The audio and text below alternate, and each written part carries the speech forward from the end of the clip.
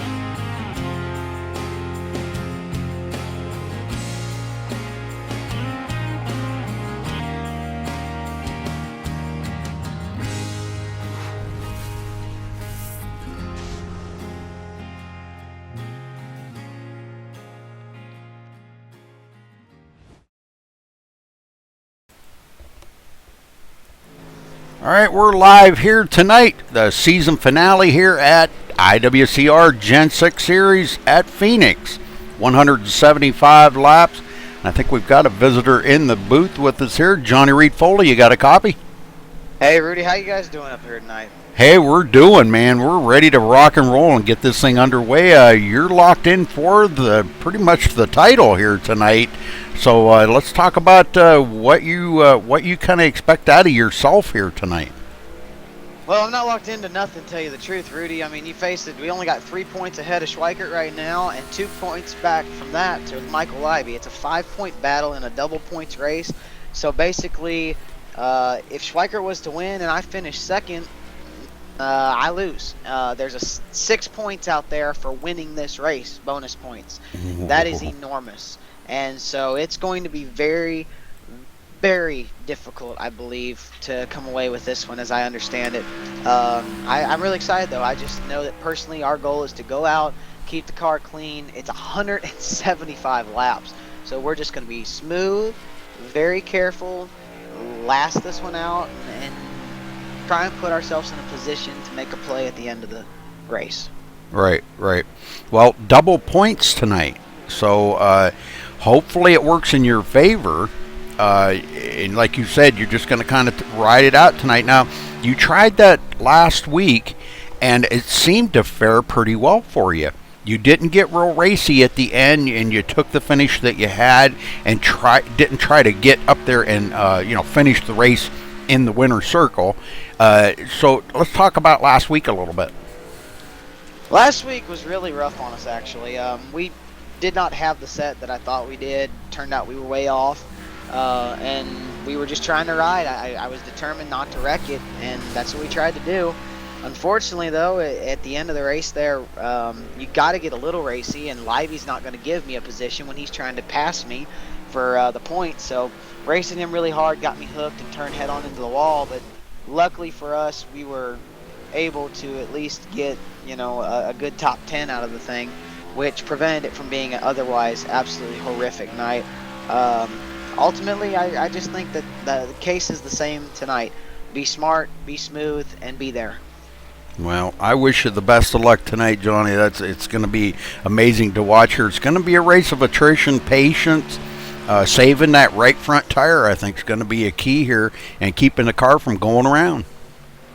Oh, I agree 100%, Rudy. I really do. It's going to be tough. You're not gonna get away with just going out here and turning laps and being aggressive. The thing that's going to be really interesting that you guys will have to keep an eye on in the booth is the dog leg, because man, they are going to be coming through here 3 wide, 4 wide, trying to make passes. If we get a late restart and you've got Schweikert and Livy and me anywhere up at the front, I mean, we got to give it our all. I mean, you have to watch to see if one of us hits the inside wall through the dog leg.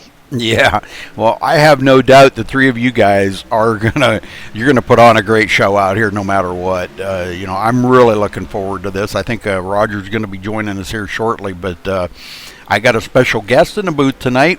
My son Aaron Cummings here down from Kentucky visiting me for the night, and he's going to help Roger and I commentate tonight. No comment?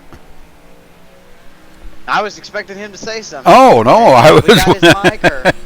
No, I was waiting for you to say something. Oh, I'm excited. Aaron is a good friend of mine from a long time back, and I'm excited that he's going to be up here broadcasting. It's certainly going to be nice to have a father and son tandem up here in the booth. I think that's going to be absolutely awesome, man. I know he's a good guy, and hopefully he won't tell too many stories on me from other leagues, because if he does, I doubt public opinion of me will be very popular when it's all over. No, he wouldn't do that. He wouldn't do that. But yeah, it's good to have him in the booth with me here tonight. Gosh, it's been a couple of years since I've seen him, so I'm kind of excited about this. But now, you've had a little bit of time out on the track, Johnny, and how's the track feeling tonight? It's interesting, Rudy. I'll tell you that, man. The setups and things. I mean, there's so much grip. There's just so much grip here. I feel it. But now it feels like the struggle is going to be, and I'm going to tell you, the keys to having the fastest set tonight is going to be who can get to the throttle quickest in turn 1 and 2. Mm-hmm. If that thing rotates and they're able to power off that corner, you carry that speed all the way down that straightaway into through the dog leg and into turn 3. And the other thing, if you're not there, you can set it up so that you're rolling 3 good. And if you can roll 3 really well and get through 4, Mm-hmm. then you are going to be really, really fast. So one end of the racetrack and the other, they're not similar. This is a very different racetrack. So, some people you're going to notice they're going to get away in turn 1 and 2, but then they're going to catch right back up back in 3 and 4, and it's going to be really exciting to watch. Yeah, I'm excited. Phoenix, not really one of my favorite tracks to race at, but it is one of my favorite tracks to watch a race. So I'm looking forward to tonight. Well, I wish you the best of luck, Johnny, and go get them out there tonight. Win that championship. Hey, man, Rudy, I appreciate it a lot, and I hope you guys talk to Libby and Schweikert before the race. Those guys are only 5 points out, max, and Schweikert's only 3. So hopefully you get a chance to talk to them too and hear what they've got going on. It's going to be a really exciting night. Right. Well, if they're in TeamSpeak here, yeah, I think I will try to get a word in with them. So, but good luck tonight, Johnny, and we'll see if we can catch up with one of them and talk to them tonight. All right, Rudy, sounds good, buddy. Enjoy the race. Okay, thank you. Okay, let's see if we can find John Schweikert. All right. John Schweikert, you got a copy? Yeah, I do, brother. How's it going? Hey, going good, Johnny. Yeah, good job out there practicing. I was watching you earlier. Now, coming into tonight, John, let's talk about the race here a little bit. You're right there nipping on the heels of Johnny Reed Foley. What is your plan here for tonight? My plan is to stay out of trouble. If I get a chance to lead, obviously that's bonus points. But the big thing is just keep my nose clean, try and prevent any accident that I could be involved in, and just see where it goes. It's anything can happen, but that's just my best plan. I have no idea what's going to happen tonight.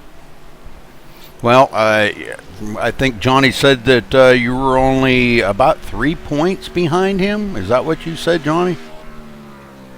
I think that's what he said.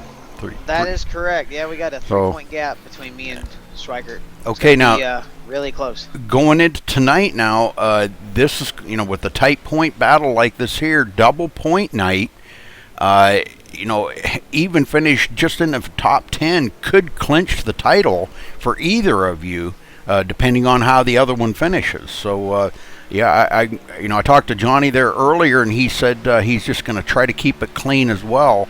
So if both of you go out there with that attitude, it could even tighten up the points even tighter. We could see a finish here maybe within a 1 point difference. So, oh, absolutely. You know, it's basically I'm not racing anybody else tonight except for Johnny and Libby. I mean, I have to either lead a lap, finish 1 point and 1 spot ahead of him, or 2 spots ahead of him if I don't have that bonus point, or depending if he leaves the lap or whatever. So, I mean, it's going to be hard to keep track of. Yeah, so my whole plan is just to be watching that 3 car all night. I mean, ultimately, what I'd love to do is just go out here and lead a bunch of laps and get a lead lap in most laps, and then, finish the second. Oh well, but that's probably not going to happen. Really, Rudy, he's right. You could throw out everybody else on here. You might as well just keep your eye on the 3 of us, because if I finish 5th and he finishes 4th, more than likely he's going to be the champion. And if I finish 5th and he finishes 4th and Libby finishes 3rd, well, Libby's your champion. I mean, it's just going to be that tight. So more than likely, whoever finishes ahead of the other one will leave here your IWCR Gen 6 champion. Well, I still want, and guys, please remember this, I still want to talk to all 3 of you at the end of this race, regardless of who wins it. I still want to talk to, the top 3 in the points. I thought maybe we could get a good long interview in with all of you and talk about your season here. So keep that in the back of your mind, in the back, okay? Foremost, keep in the front of your mind what's going to happen out here tonight. Hit your pit strategies on the mark, bring it to victory circle, keep it clean, and good luck to both of you guys out there tonight. We'll get a chance to talk to Michael here in just a minute. Yeah, I think Libby's just walking in now. All right. Well, thanks, Rudy. I just hope you have a good time up here in the booth, and I definitely wish my 2 competitors, Johnny and Michael, good luck tonight. I mean, it's been really clean. There's not been any trash talking. It's just been a lot of fun, for this competition. So I'm excited. I'm just ready to get this thing rolling. Tired of waiting. Yep, I agree with you. Well, you only got 12 minutes to go here, John.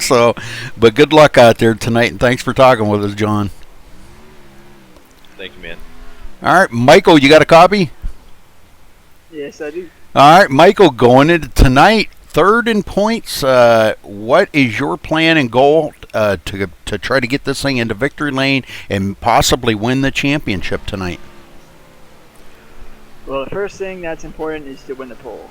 That's an extra 2 points, and then at least lead a lap. That's an extra 2, and just try to stay up front. And I'm not sure how pit strategy is going to play into this, but just trying to be on the right end of that and hopefully be in the front if there happens to be a late race restart, and just try to put yourself in the best position to possibly win it. I think that's what it's gonna really take, for me at least, is to win the race and lead at least a lap, if not get the most laps to win it.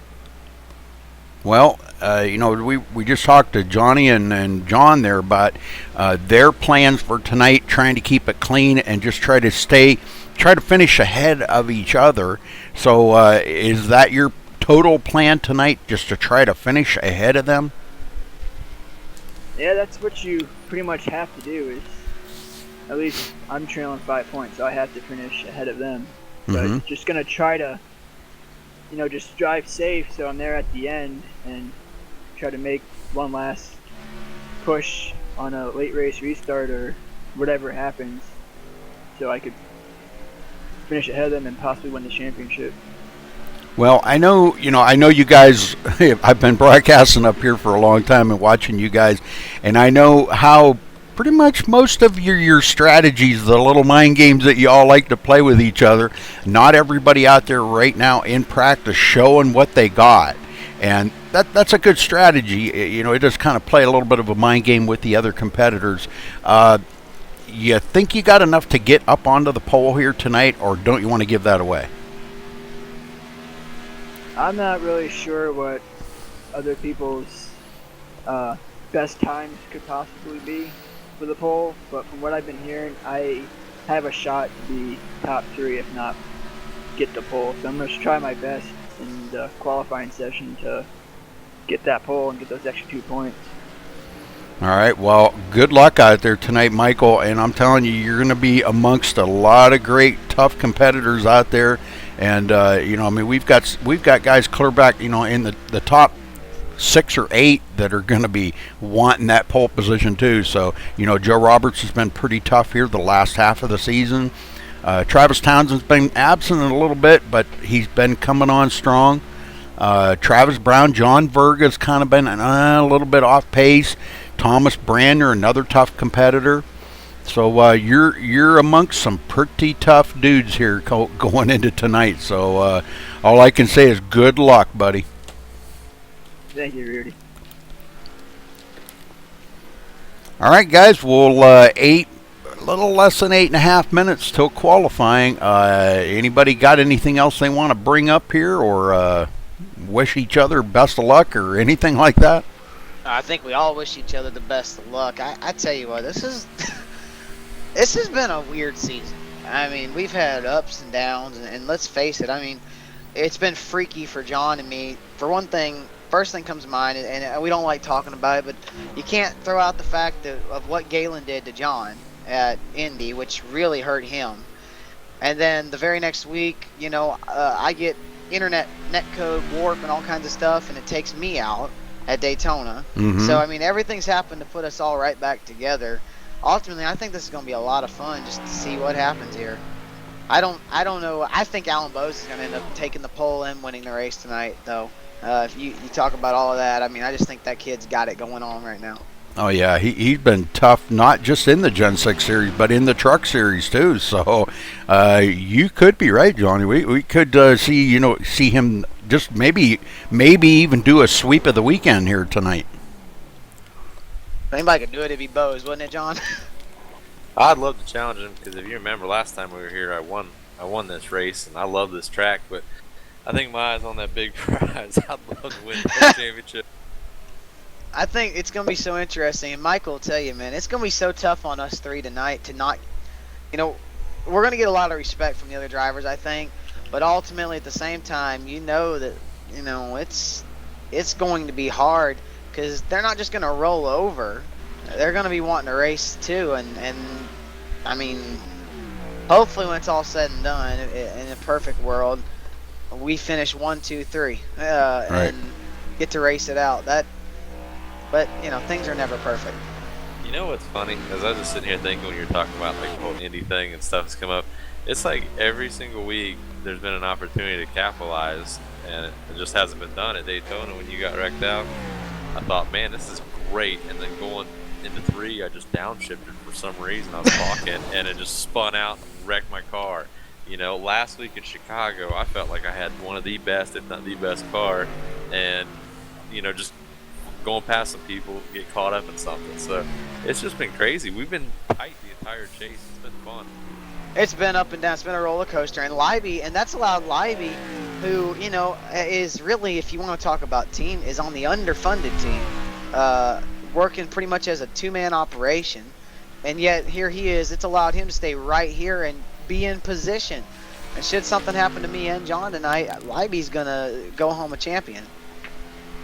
Absolutely. Well, I wish all 3 of you the best of luck, and you know, I mean, yeah, we're going to be watching you 3 mainly, but we got to keep an eye on the rest of the field here and see who is going to actually pull out the victory here tonight. You know, because that's going to play a big part in the outcome of the rest of you 3. You know, so it's gonna be interesting here with double points. It's going to be interesting. It's going to be really, really interesting. I mean, like, I can't even imagine, but I'm excited about it, and I actually have had more fun the last 2-3 weeks around here than I had all season. I've really been enjoying it, and I think this is going to be a great way to cap off this season. Absolutely. All right, guys, well, thanks for talking with us, and we'll let you go, and so you can finish up your last little bit of practice here. You only got about 4.5 minutes to go, and good luck in qualifying. Like to see one of you guys on the pole. All right, Rudy, we appreciate it. Thanks, Rudy. I'm going to go get some refreshments. There you go. There you go. All right. Good luck tonight, guys. Thanks, you too.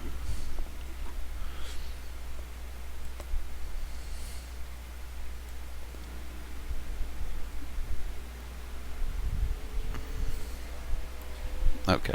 Oh, I drug Michael back in here. Sorry. Okay. Roger Dodger. I was just waiting, Uh-huh. standing at the door.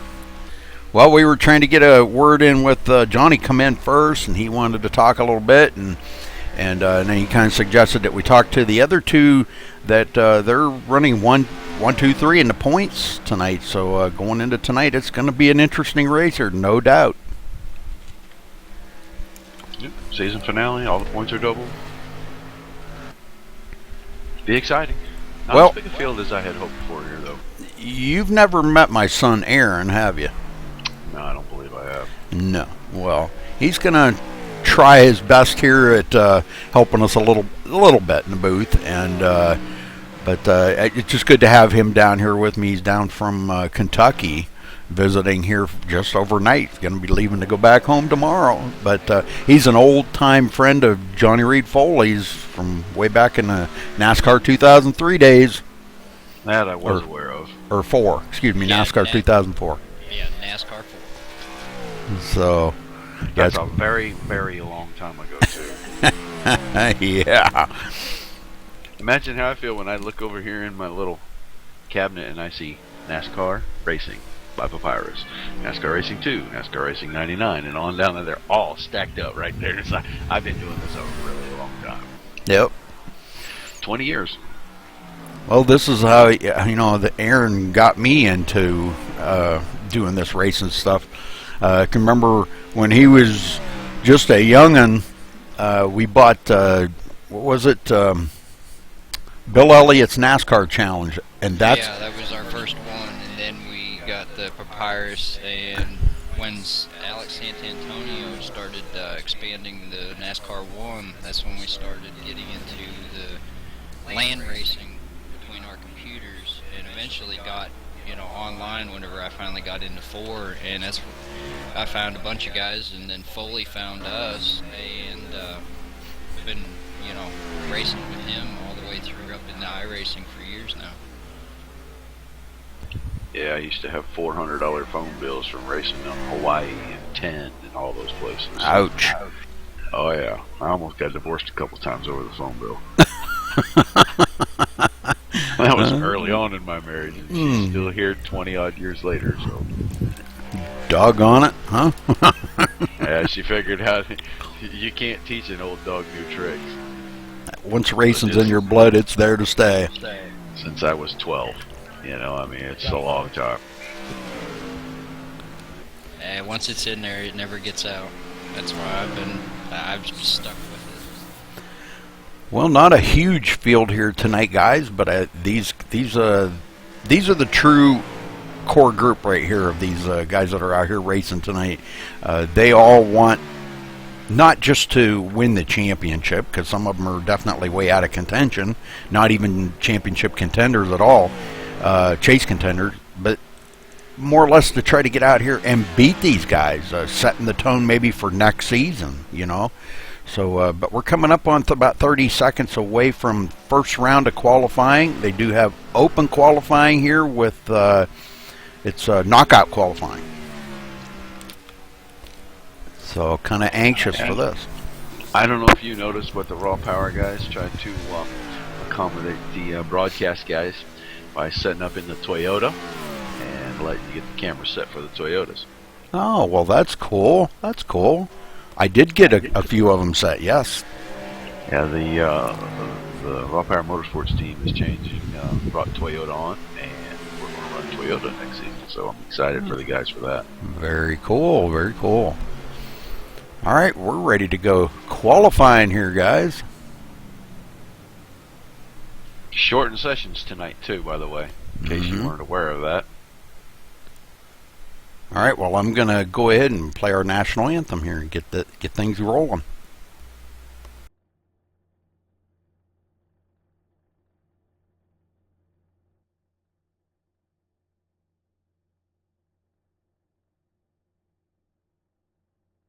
we take you down onto the track for our opening ceremonies. Ladies and gentlemen, please rise. Please remove your hats.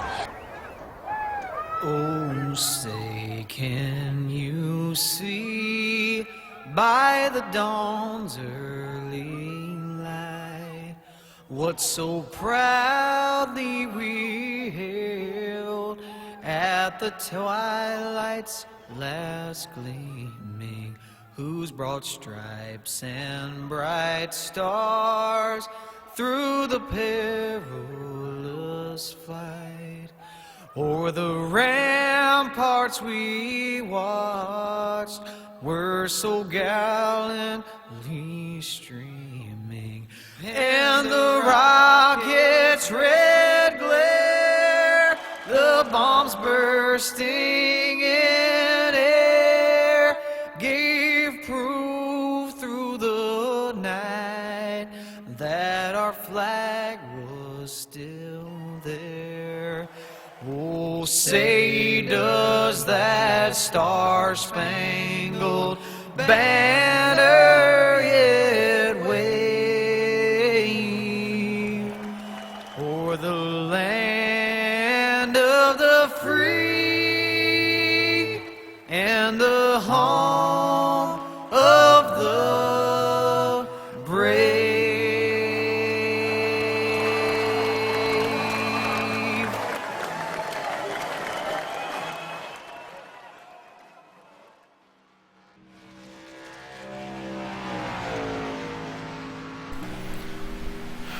Okay, guys, we're back here. Some time's coming in already. Alan Bowes, no doubt, right on the top of that pole. I'm telling you, he's all over it tonight, isn't he, Roger?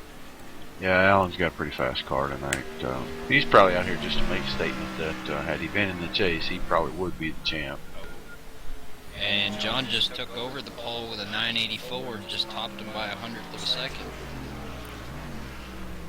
Man, we're going to see some pretty fast times. Like I said, them guys in practice, they're not showing everything they got. They don't show it till qualifying starts. Isn't that right, Roger? A lot of them. I think Bose went out and showed everything he had in practice. I mean, he ran an 8. That's getting around here pretty darn over here. Yeah. Yeah, he just did it again, too. Oh, look at that. Backing up practice with another 8. Man, that's amazing. I'll tell you what, that boy is something else, isn't he? Just fast. Now Schweikert, about a 10th, yeah, just a 10th off. And a 10th on a track like this is a lot. That's hard to make up a 10th.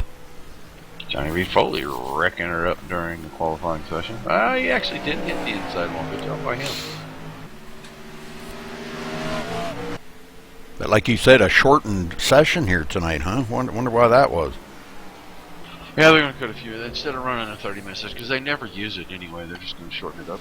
Oh, that makes sense. That makes sense. All 3 of the chase contenders, the championship contenders, are inside the top 5 in qualifying right now. Boy, I'm really excited for tonight. This is going to be so awesome. Because we're not going to know until, you know, if the 3 of them are in the top 5 coming down to the last 20 laps, any one of them could win it, just depending on the position that they finish in, ahead of the other one, you know? Man, I'm telling you, this is going to be, it's going to be a nail biter for sure.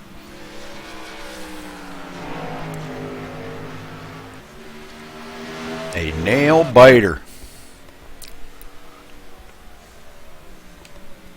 I know my calculator's already smoking over here, trying to figure out the possibilities of it. During our interview here a little bit ago, all 3 of them kind of saying they were going to keep it clean, and they were giving different scenarios to us of, you know, who could do this and who could do that, and, you know, if one could lead some laps, and maybe even though they finish a position behind him, the other guy doesn't lead a lap, you know, they could still get the championship and it's gonna come down to that to the end. We're not gonna be able to. I'm gonna try to sit here and figure it up through the night, but I know I'm gonna be, trying to watch this lineup the whole way through, and it's gonna be hard to keep up with it because it's gonna be ever changing with these track conditions the way they are.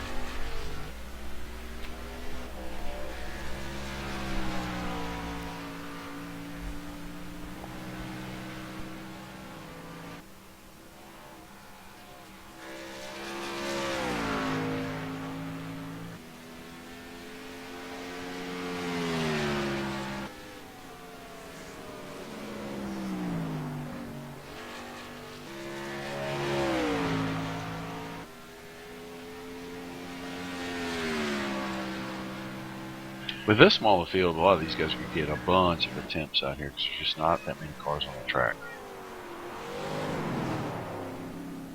Yeah, that's for sure.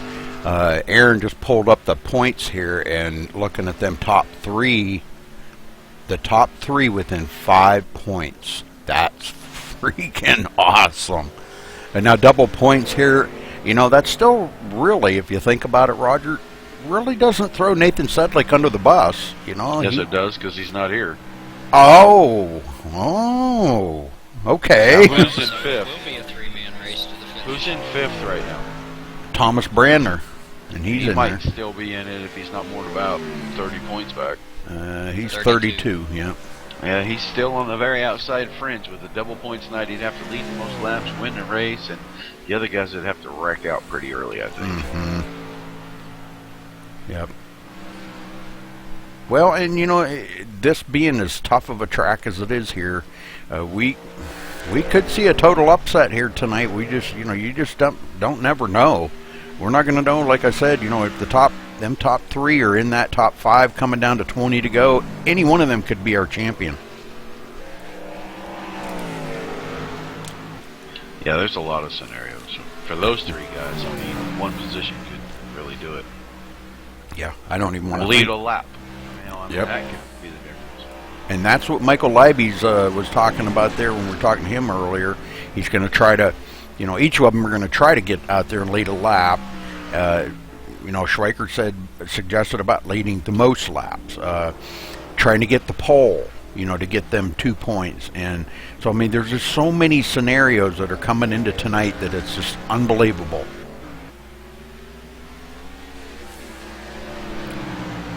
We could sit here and what if it to death, but you know what? We ain't gonna know until we get down there to 5 or even less than that, 2 to go. We're not gonna know who the champion is. But we'll try to stay on top of it and let all of our viewers know, what's going on with it. So.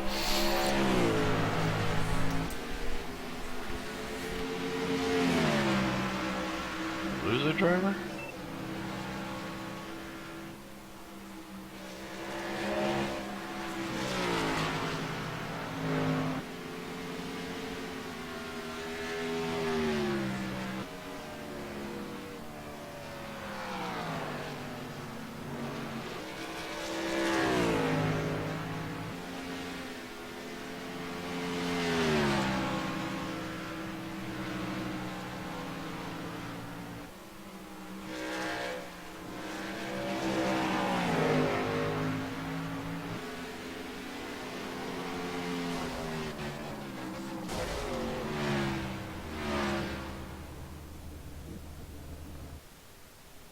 Look at Foley jump to the top of the...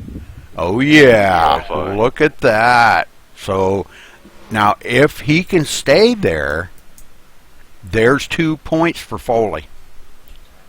He needs every point he can get to extend it so that the guys have to do more to catch up. Yeah, it's... Oh, man.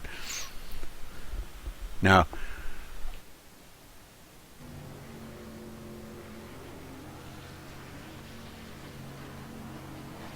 Yeah, so Aaron's he's checking out the stream here to make sure stream looks good and everything is kosher with them. Paul Crumry in chat already. Look at there. Why isn't Paul out here on track? I don't know. Maybe he's maybe he doesn't want to be in on the the final. And on the fun? Well, either that or maybe he doesn't. I don't know. I'm not saying anything because Paul's a good racer, but maybe he just doesn't want to be out there in the way of the three contenders that are out there for the championship tonight. You just never know. I mean, I don't know. Scared of the desert.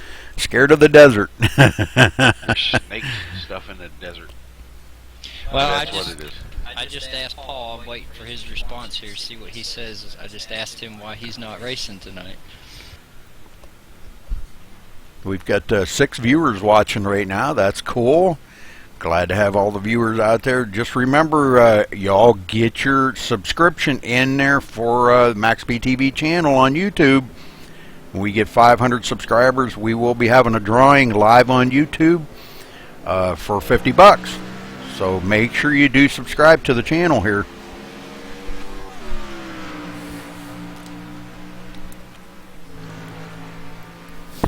We just do that for subscriber appreciation. We'd have a little drawing to appreciate all the subscribers. That's pretty awesome to have people watching.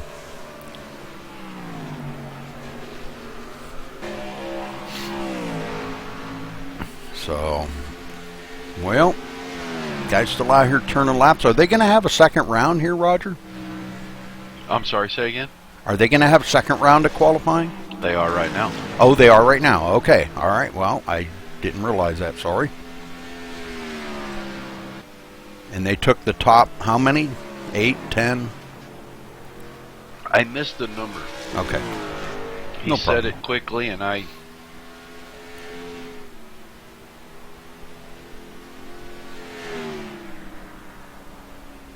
At least 7. I know that. Yeah. Yeah, because I seen Travis Brown is out right. there. Yeah, I didn't see Joe Roberts, so I didn't either, so... Yep. Man, that's sad, too, because Joe's got a throwback Mark Martin paint scheme tonight. I seen that. That's awesome. That's cool.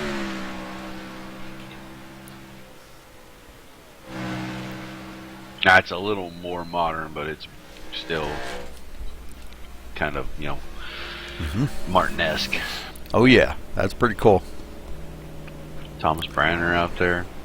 Matt Spangler. John Schweikert. Whoa, almost taking up barrels on the end of pit road.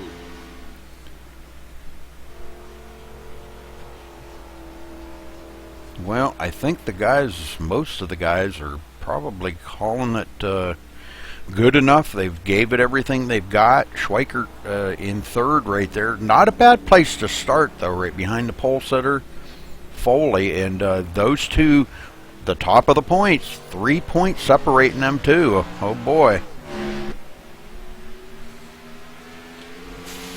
Foley, let's see. Foley, I guess going back out now. I don't know if he's actually going to try to go out there and beat his own time, maybe to secure that pole position. But if he gets it, there's 2 extra bonus points for Foley. Bo's trying to make an attempt, and it just broad sliding through turn 1. Well, we're probably going to see another great Bo's save here tonight, no doubt, because you know he's going to be pushing that car on the edge all the way. Oh my God, Foley! Wow, what a I'm just going to say what a save, but he didn't save it. Hits the wall, and that comes down to the end of his qualifying. Yeah, that'll end his qualifying. Yep, he hit the wall pretty hard there. Yeah, that's that nature of that taking a risk, hitting that apron down there where they've taken the grass out, and you know, if you don't hit it quite right, just at the right time, you hit that banking just wrong coming back up, and even going down in, you're gonna Travis run Brown. that risk of looping it.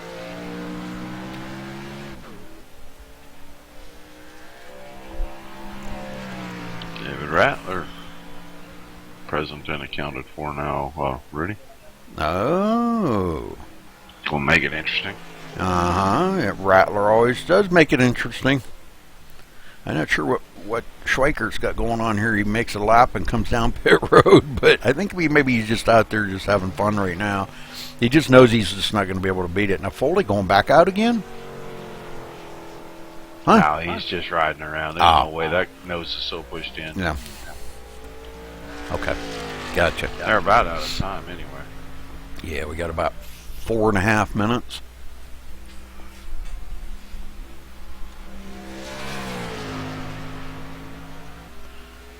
Well, I don't know.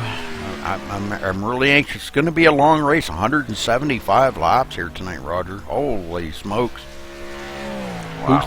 Who thunk that one up? Who thought that was a good idea? Yeah. Wow, these guys are going to be exhausted by the time they're done. Because this is going to take, so much concentration and focus that, these guys, you got to just like block everything else out, and Foley just blew his motor, so I guess he's done. But it's going to take a lot of focus by these drivers, and that wears on you mentally. That really wears on your mental stability coming into the race, and man, I don't know. It's going to be who can outlast who out here, I think.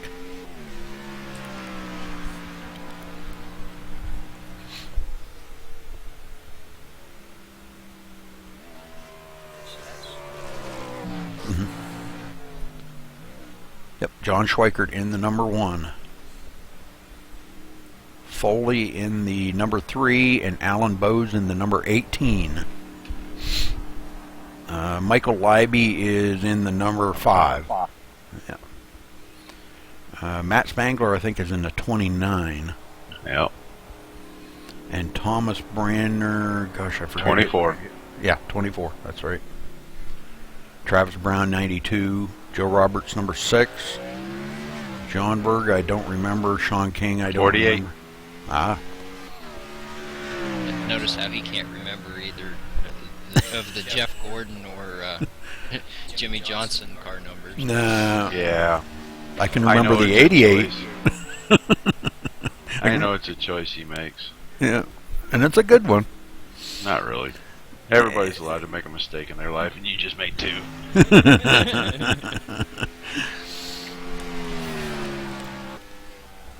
Well, I guess Paul never did answer, huh? So he's not. He must have just commented on the video to make sure he wished the drivers good luck tonight, and obviously not racing. Scott Drake in TeamSpeak. He's not in the race either tonight, or is he officiating? He's here. Yeah, he's here. He just qualified 11th tonight. Oh, okay. I didn't look at that. There he is. Yes, Cogswell 12th, Butterworth in 13th. Got a lot of non-qualifiers in there though. Hollingsworth, DeGennaro, Powell, Townsend not qualifying. Wow, Rattler not qualifying. So looks like we're going to only have about a 18 car field I'm seeing.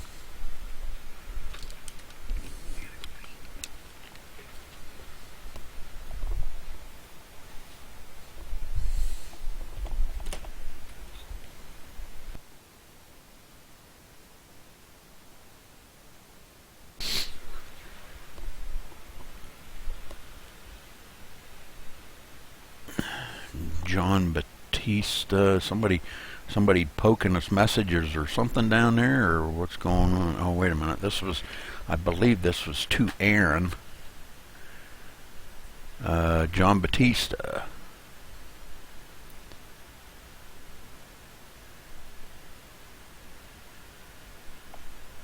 He's not in here. No.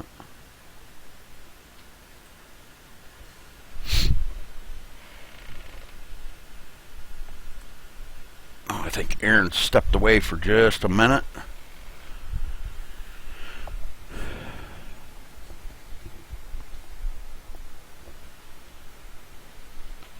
Qualifying is about to come to an end here, and we're ready to.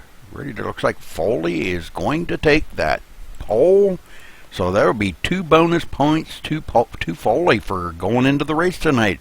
So that puts him 5 points right off the bat ahead of John Schweikert. We'll try to keep up with these points the best we can, but I'm going to leave that up to you statisticians, you and Aaron. I got too many other things to worry about. All right, let's get down here to the grid, and Roger will get them counted out here. Johnny Reed Foley, congratulations to him for a fine job here to land down a good qualifying lap in the number 3.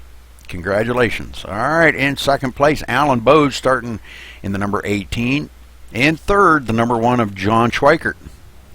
In fourth, the number 5 of Michael Leiby. Now, Johnny Reed Foley, John Schweikert, Michael Leiby, the top 3 in points, and they're starting in the top 4. So very, very interesting here. Matt Spangler starting 5th in the number 29. In 6th, the 24 of Thomas Brandner. In 7th, the 92 of Travis Brown. In 8th, the number 6 of Joe Roberts. In 9th, the number 48 of John Berga. And your top 10, Sean King in the number 60. Roger? Randall Drake starts the 9 car in the 11th position. Jonathan Cogswell starts 12th in the 21. The 81 of David Butterworth starts 13th. David Rattler starts his 09 car in the 14th position. Travis Townsend will start in the 15th position in the 08 car. Stephen Hollingsworth will fill in the 17th position in the 43 car. Tony DeGennaro will start the number 80, 19th, and I don't believe Sean Powell is with us anymore. Nope, I don't believe he is. So, all right, getting up here to our pole setter, and they're ready to get this thing underway here, Roger. Getting excited. Final race for this season in the Gen 6 cars, guys.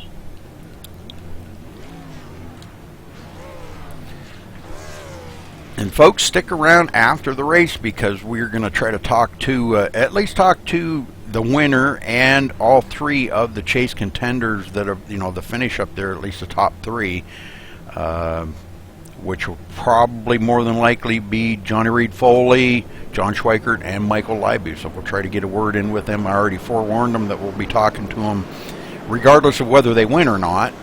We'll get a word in with them.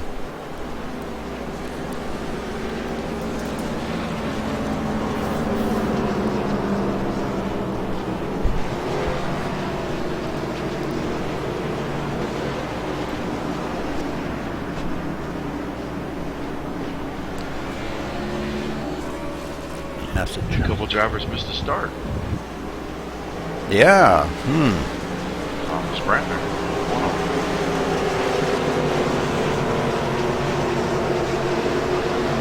Base cars in, Rudy. And the final race is underway. Green flag in the air. Foley quick out to the lead. Single file, second and third. Leiby falling all the way back to the 5th position real fast. Gonna lose that to Travis Brown. The 6th point track. Well, he did say he was going to take it easy. He said he was not going to push it hard here, so maybe just be riding here for the first half of the race and just see where he goes. Foley leads the lap and immediately Bowes dives underneath to try to take the spot. He cuts the dog leg off, trying to gain every bit that he can on Foley. I don't know if it's going to be enough here going into the turn. Foley's still got him. But Alan Bowes gets a great run coming off of turn 4. Not enough to beat Foley. Wow. Man. 2 Fords up front bad. 2 Roberts passing Michael Leiby to the 6th position. Leiby to 7th. Matt Spangler running right there in 4.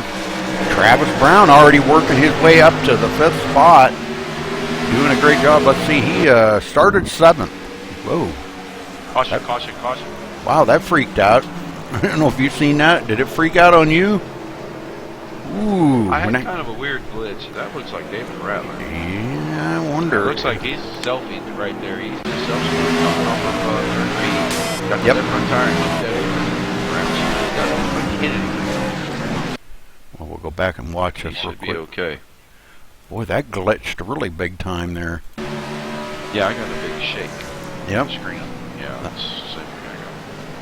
I'll tell you, that helps Thomas Brandner a bunch. Stephen Hollingsworth missed it. He's a couple, 2-3 laps down. He's on pit road. Right here now, going into turn 3. No, that wasn't. I think it was coming out of turn 4 is where he got loose, wasn't it? Oh, and you know what? Hollingsworth Ooh. didn't miss the start. He wrecked himself, and now he's a couple laps down. That's what happened. Oh, okay. Well, Foley's still our leader. So far has led all the laps, Roger, all 4 of them. Caution number 1 out on the track.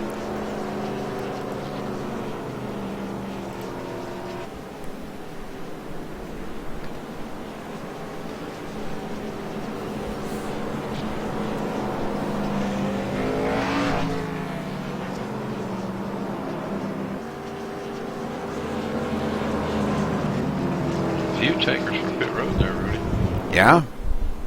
Oh, Just a yeah. handful, though, really. About 6. Yeah, I'm looking at Matt Spangler on pit road, John Verga, Sean King. A lot of them here. Randall Drake on pit road. Randall showing a little bit of scathing on that right front corner there. So, he's been into the wall. All right. Well, these guys are anxious to get this thing going again here. I can feel it. It's in the air tonight, Roger. It's in the air. They just want to get this race in clean, and whoever wins it there. I don't think we're going to see anything, out of hand here. I mean, these guys are going to go hard at it. Between the 3 of them, whoever finishes ahead of the rest of them is going to win this thing. I mean, it's all going to be about your finishing. Just finish ahead of the other 2 guys.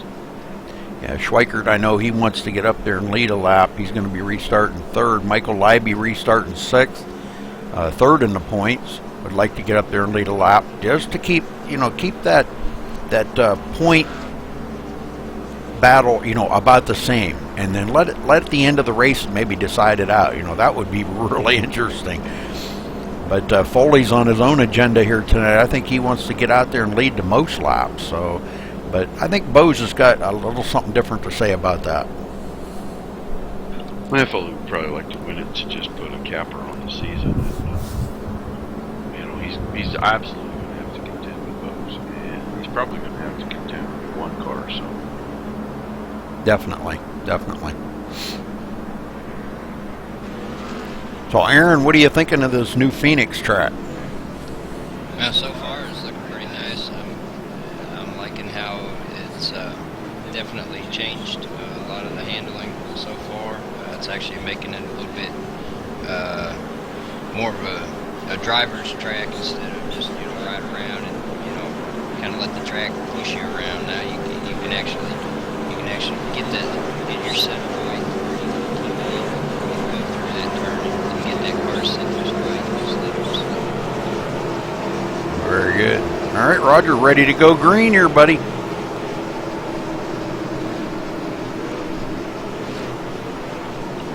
They are coming through the corner here. Getting ready to restart lap number 9.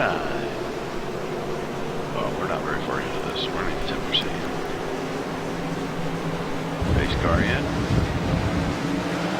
Oh, little cat and mouse there. Nice job. Ooh, yeah. Held that up. On the outside.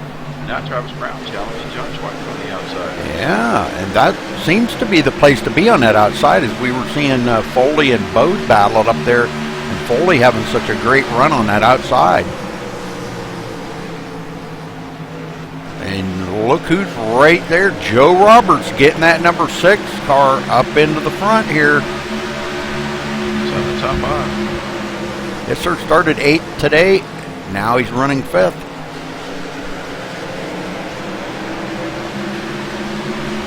Matt Spangler starting to work his way up through, running in 7th. Another one of the chase contenders. Kind of out of it for the top 3 today, but still running for point. Oh, and Robert puts it in the fence right there off the free. Big time. And it's not over yet, because Spangler right there going to take it 3 wide.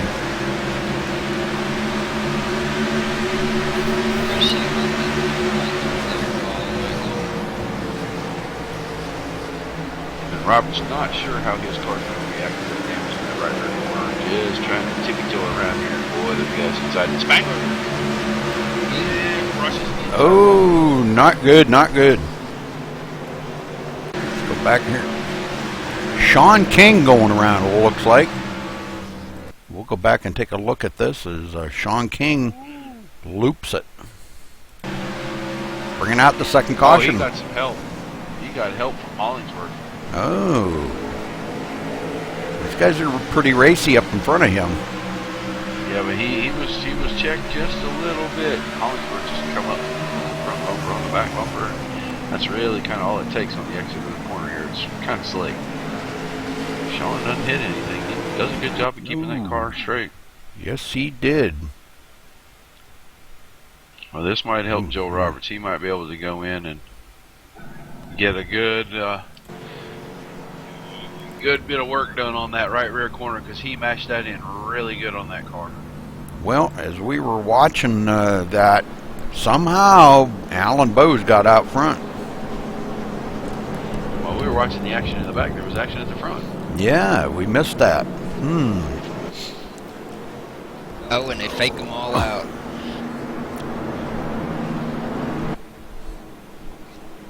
Looks like everybody from, well, most everybody from 5th place on back, except for a couple takers, stayed out and go run around them.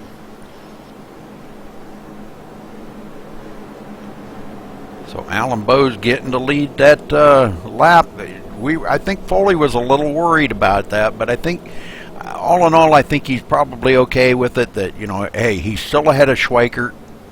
He's led laps. Schweikert has not led any laps yet. So I think he's okay with it right now. You know, I think Schweikert's really playing a safe game right now. Well, he can't win it now, but he can on the last lap. So that's right. That's all it takes.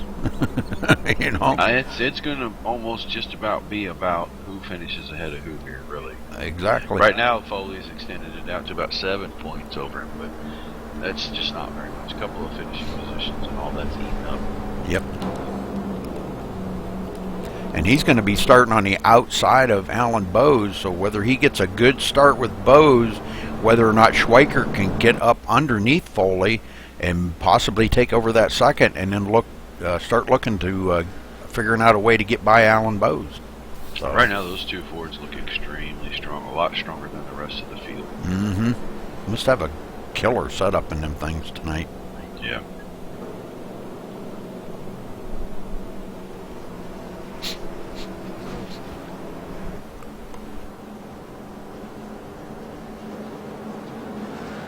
And our first caution, David Rattler's now running in the 6th position.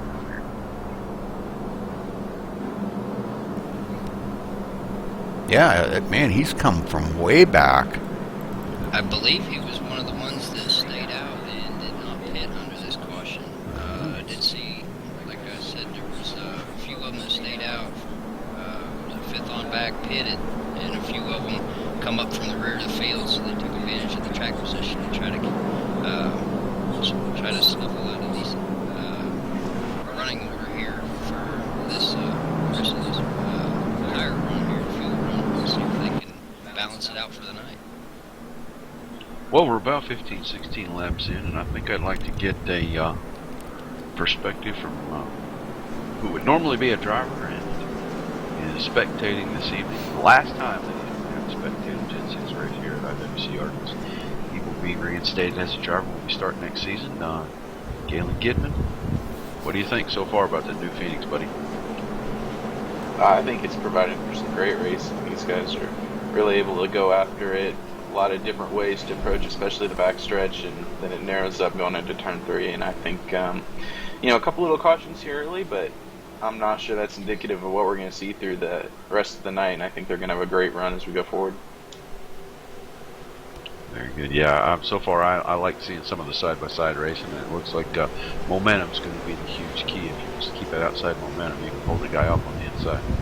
Pace car ducking off. We're going to restart lap 17. Bowes and Schweikert working together on that restart. You can tell that just by watching. They went at exactly the same moment. And looks like Bowes going to just pull over Ow. Schweikert lead a lap. That was Oh. orchestrated too, I'm sure. Oh, man. You can tell who the team players are out here. Foley trying to... Oh, drives it in too hard. No. Not what they wanted. Oh, no. That's not good. And no, Foley did that himself. And He got a little there, aggressive. too. He didn't want him to get up there and lead a lap, and he probably should have just left it be. Yeah. Did Libby get caught up in that? I'm looking now to see. Wow. No, he did not. Okay, we're on the restart right here, right now. And Schweikert did go with Bose. And yeah, I think Foley just really drove it in there too hard. Watching as he cuts a dog leg off to get a run by Bose, manages to do it good, and just drives it into 3 way too hard. Didn't brake soon enough. When you come off the dog leg like that with a big run, it really gives you a bad angle coming back up, and you know, if you're not really being careful, it's not terribly difficult to do that. And it looks like he was just was a little upset. He got snookered on that restart, wanted to get back there and put his nose there, and looks like he got there. You know, never know, could have locked up the front tires and just overdrove it a little bit, took out a couple of guys. Well, guys, we got another brand new leader up front, and looking at it real quick here is one of our chase contenders, but well out of the points, Thomas Brandner. Well, you know, like I said earlier, if he can get up there, lead the most laps, and win the race, and these other two guys were to crash out pretty early, the double points could actually make it really interesting. But yes, sir. Michael Libby starting 4th. That's going to put him ahead of, way ahead, actually, of Schweikert and Foley. Foley's still sitting on pit road, too. Not sure what, does he have damage on that car, or what's going on? Yeah, he got hit on the right side as his car spun around. He got hit pretty hard there. yeah, Travis Townsend got into him. Oh, pretty yeah. hard. Yeah, I see. It really, watching the wreck, you would have thought that Foley would have walked away with the most severe damage, but I think John Schweikert is actually the driver that's probably the worst off from this. Foley's right side doesn't look too terrible, but John Schweikert has some serious damage on the left rear. It'll be interesting to see if maybe that got the tire and what that might do to his handling throughout the rest of the night. Well, third caution of the night tonight already, guys, here in the first 20 laps. So just kind of goes to show you just how hard these guys are racing for this championship and how much it means to them.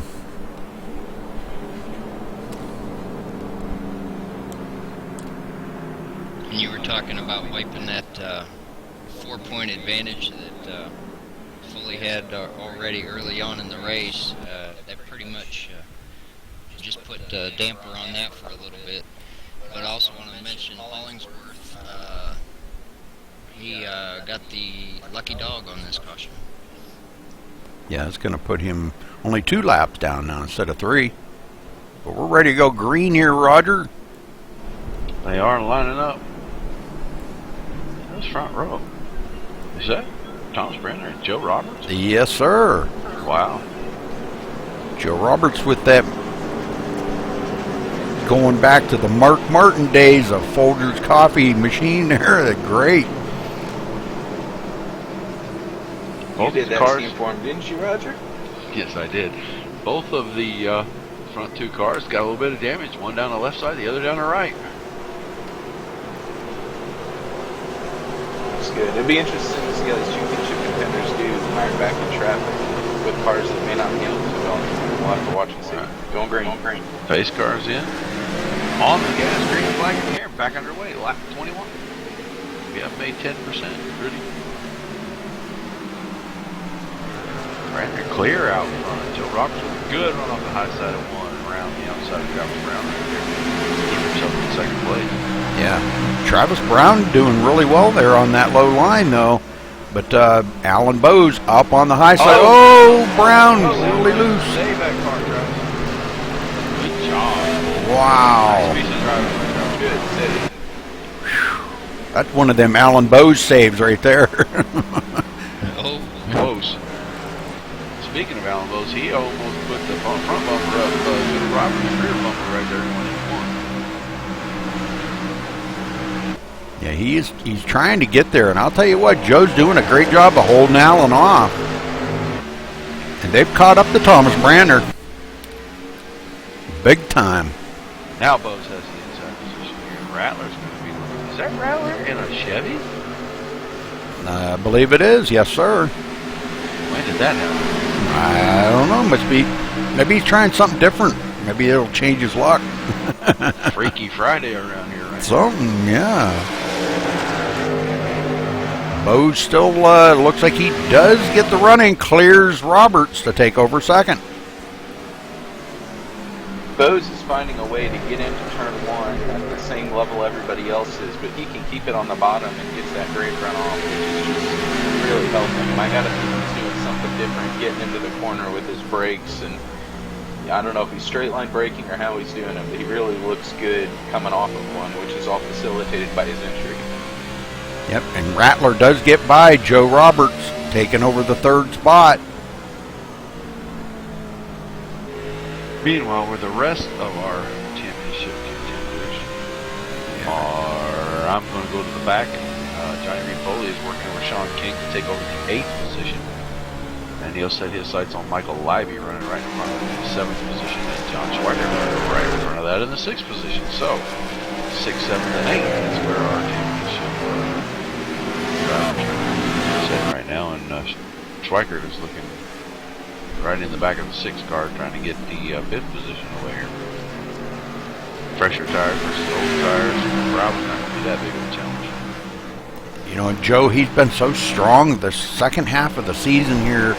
I don't know, Schweiker could have his hands full trying to get by him. You know, catching him one thing, but getting by him's another. So, I don't know. We'll have to see here if Joe can keep him at bay or not. I don't know. Meanwhile, we just had a lead change. Bo's got around Thomas Brandner, and it looks like, oh, there we go, 3 laps per second. Yeah, who's going to give this? Look at that. Whoa. Spangler coming up through. Holy smokes, what a battle going on there. Schweiger and Roberts are still battling over that 5th position. oh, Caution, we have caution, another caution.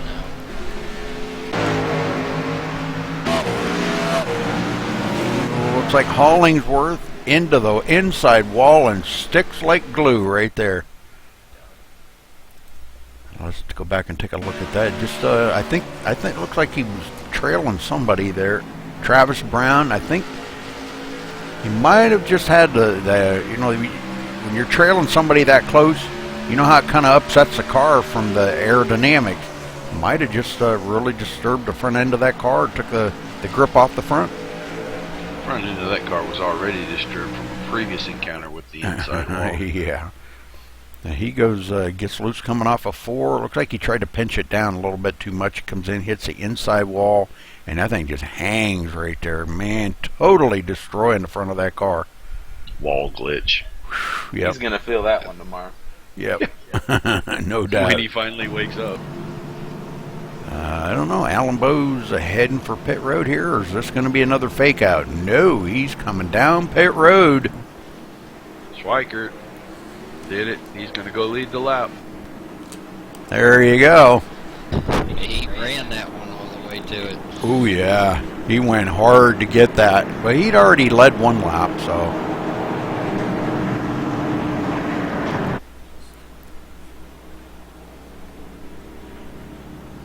Bowes and everybody else coming down to their pit stall.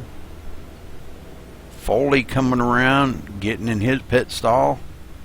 Right side's going on Bowes. Left side's going on. Right side's on Foley.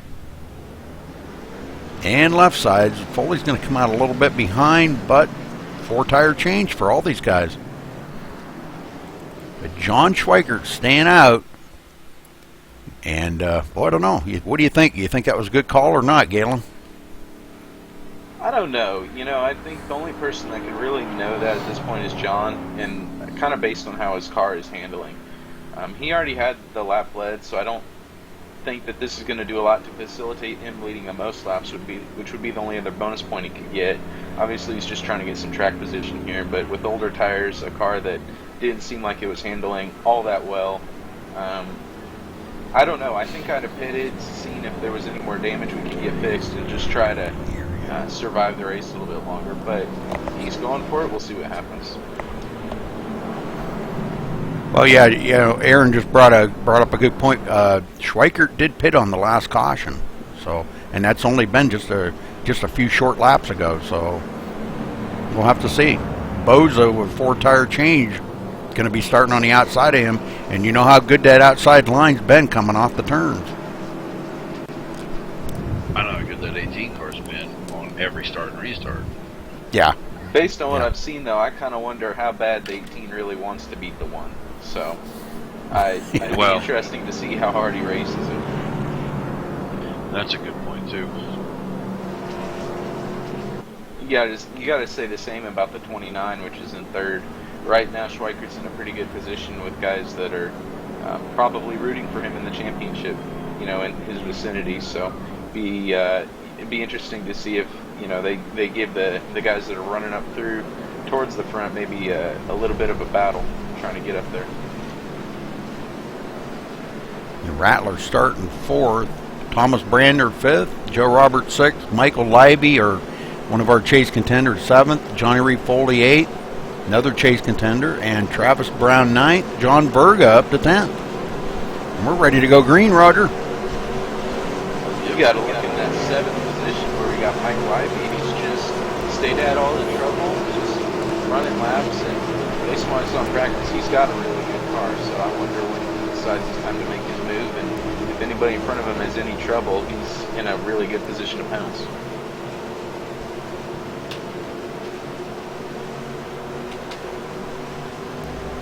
Pace car drops off.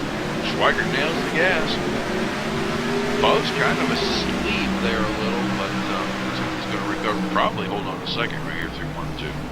Yeah, Spankler, boy, made a good run, good effort to try to get by Bose, but Bose is going to be out there pretty strong. Takes a run on the... Yeah, look at Rattler. No surprise there, Rattler, man. Oh, look at Bose out ahead of Schweikert now. I told you that outside line was really tough, and boy, he shows the way on that outside. 4 fresh tires, too, guys. And Bose has less damage than Schweikert, so I imagine his car is handling a little bit better. Yeah. Rattler is just all over Spangler. Spangler's pinching him a little bit. Oh, and He's going to pay for it, too. Pinching him a little bit too much. Yep. When you squeeze, sometimes you get the juice. there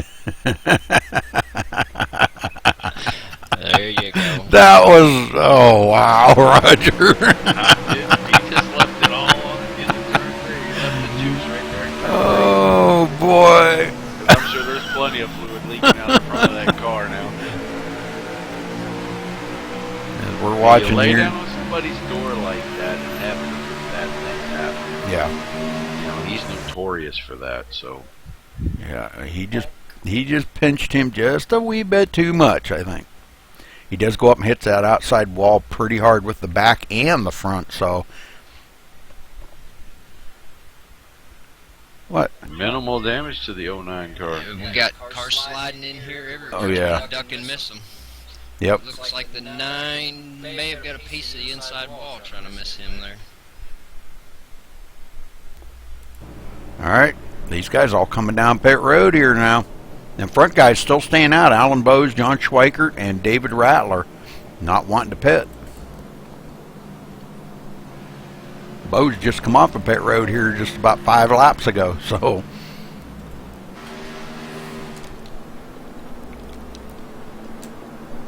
Yeah, at the time of contact, the 09 was still going down the track, so I kind of got to put that one on the 29 from what I can see up here. This looked like he just pinched him just a little bit too much. Hard to see at that right front corner if you don't have 3 screens too. well, Galen, I'm not trying to pour salt in any wounds or anything here. I know you're probably like, I don't know. You're just crawling inside of your skin now. You just want to be out there with these guys, I'm sure. Yeah, I was really excited about running this track, but you know, I got to work with my guys on our setup, and you know, we worked on it for probably only about an hour, and we came up in just an hour with a package that I think is pretty competitive. I was actually a couple of tenths quicker than the rest of my guys in our practice, so I think I really wish I was out here and, you know, being able to see what I could do with these leaders. But you know, seems like a good race. Excited to see how it goes, and if I couldn't be out there, I wouldn't rather be anywhere else than up here with you guys. So. All right. Well, it's good to have you here with us, Galen. Man, I've always been trying to get you, Roger, and I've tried for a long time now to get you in the booth with us. And well, we've had our dream come true a couple times here, having you in the booth with us. But you know, it's good to have you in here, buddy. You guys. What it took to get him in here, Rudy? Yeah, I know. An extremely poor decision. That's yeah, what it took. I know it. I mean, I love Galen to death. It took an extremely poor decision for him to actually have to be in the booth with us here. So. And we're not going to get into that. I'll just say this from your perspective. You know the secret sauce to get me up here, and that's to get me really mad. I know it takes a lot too.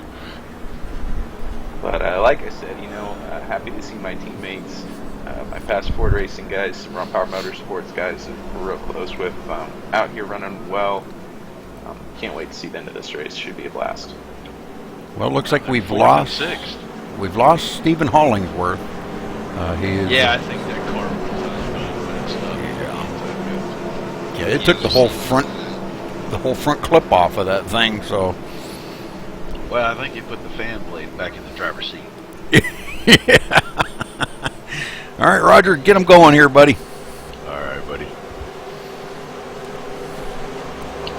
Lap 40.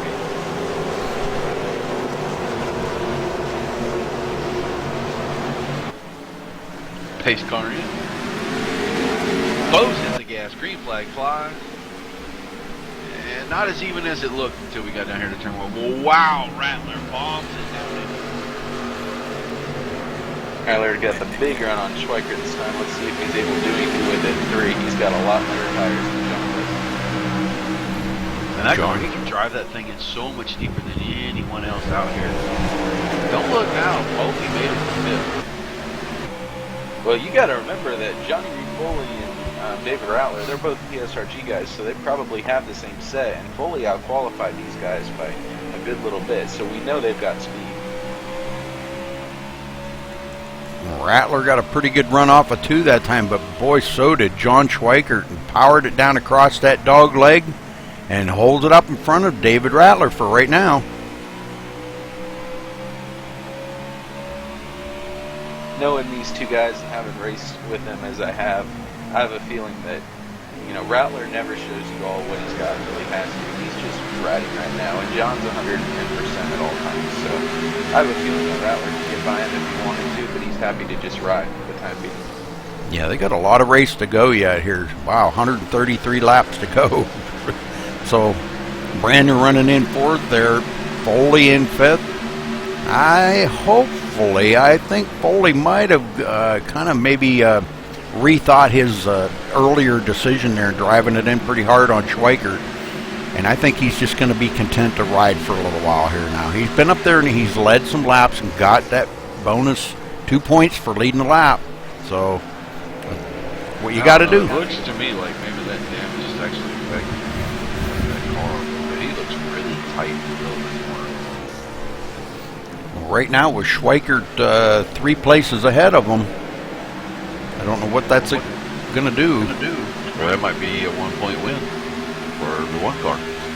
Michael Leiby, the other of them trio in the points lead, running back here in the 8th position. I wouldn't count him out just yet. Mike Leiby's a guy, he doesn't like to go mix it up early. He's happy just to run somewhere, you know, just in the vicinity of 10th place or so. And then when, you know, rolls around towards the end of the race, you always got to watch out for him. Rattler, Goodness, what happened to David Rattler? he got a great run through 3, went right by Schweiker, went down into 1, and almost wrecked that car. And he gave up not only the spot back to Schweiker, but he gave a spot to Brandner as well. Yeah, Brenner up ahead of him now for third. But Rattler hanging right on right there. Trying to get them tires cooled off after that. Brandner got the damage on his car fixed. And man, does that car look good now? And he has come right back to life.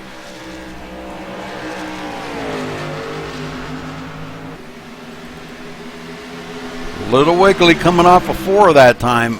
And that let Rattler close up on him. And Rattler taking over the spot. Caution's out again. Big wreck on the front stretch. That's Tony DeGenero and Randall Drake. I think it's actually Drake by himself. And then DeGenero just gets in it. Yeah, he hit him hard afterwards. We'll go back and watch this. Not what Randall wanted with the last race of the season. You know, missing the chase here. He's really got nothing to lose but go out here to try to just win this thing.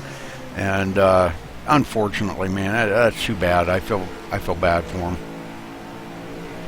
He just really pinched it down right there. That was a big wreck.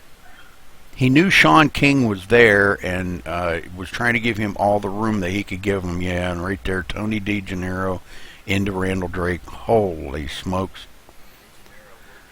Yeah, with the car dead sideways at the exit of the corner, it's hard to pick a side to go, and he chose low, and Drake's car rolled forward another 2-3 feet.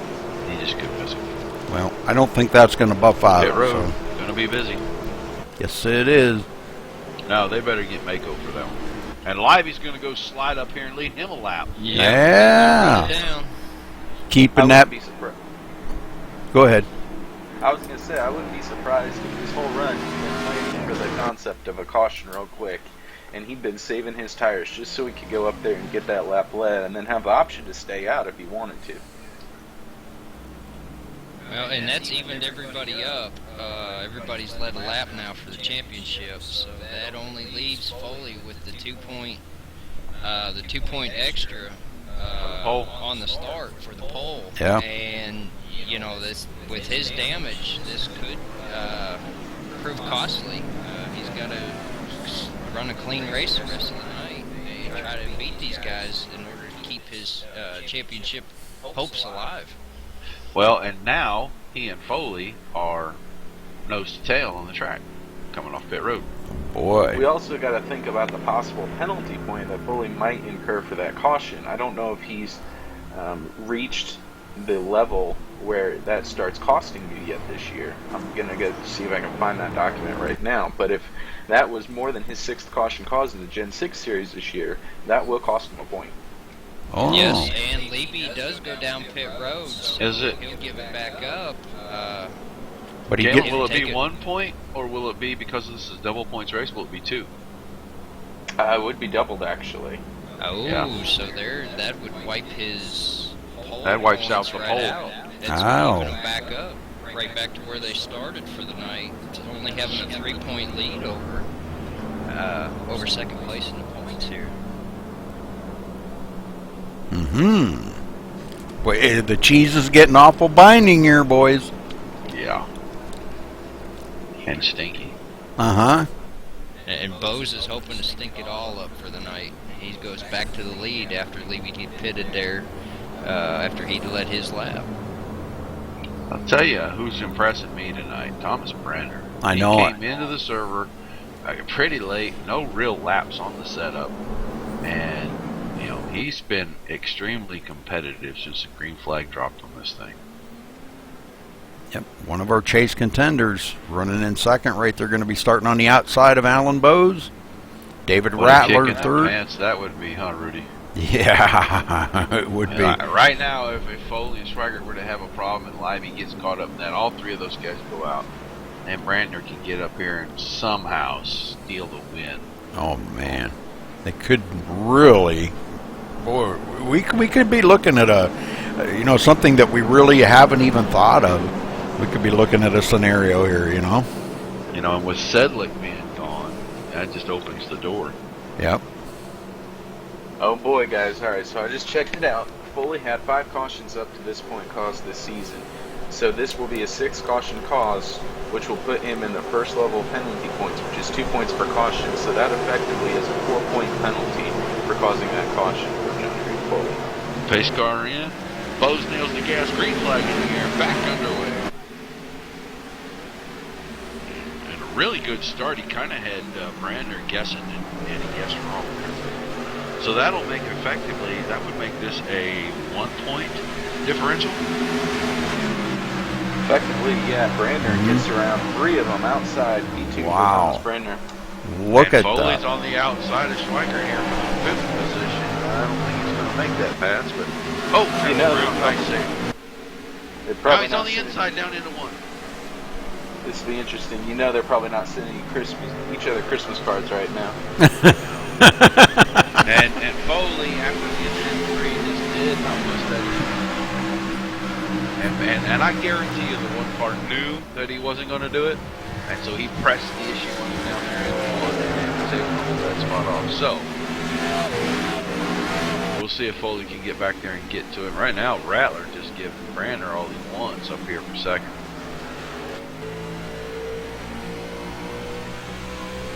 Foley not far behind Schweiger. Well, I'm going to tell you now, Foley kind of falls back a little bit. I think he figured maybe he just better just ride for a little bit longer. Or you could be right, Roger, that that little bit of damage that Foley had earlier could be really affecting that. But I think he's got most of that fixed up on the pit stops. Just doesn't look like that car's nearly as good as it was at the beginning of this race. Yeah, I think you're right. And it could be that he's been in dirty air since that one, so I'm not really sure, but that car just doesn't look like it's as good as it was at the beginning of the race when he and Alan Bose were just kind of running away from this guy. Because Bose is there. And Rattler 0.6 of a second behind Bose, so Bose definitely, I'm going to say it, guys, definitely the class of the field tonight. I don't think anybody's surprised about that. All these chase contenders have been out here. They've got their lap led, but let's face it, everybody knew coming into the night that the 18 was going to win the most laps led points. So. Yeah, right now, crossing the line, he has led 31 laps. That's 21 more than Johnny Reed Foley. He's led 10. So we have had quite a few leaders. Thomas Brander led 9 laps. John Schweikert's led 5. Caution. Michael Leiby's led 1. That is Travis Brown. Travis Brown slipping around right there. Yeah, looks like he just lost control. Yep. Didn't hit anything. Got into 1, the car wiggled, and he did not hit anything, but boy, did he spin that car around. Sure did. Roger, we haven't had a chance to talk to any of the drivers yet tonight. This is a true enough story. Do we want to talk to them, or do we want to? Do we want to jinx somebody? Right, or do we not want to not bother them and let them stay focused? I'm going to let you make that call. This race. and there's been so many cautions already. I mean, more than I thought we'd have. Yeah. I think David Rattler might be a good interview personally. David Rattler's one of my favorite interviews ever because he's just so deadpan the whole time. Yeah. We'll let him get off pit road here and then we'll make this call.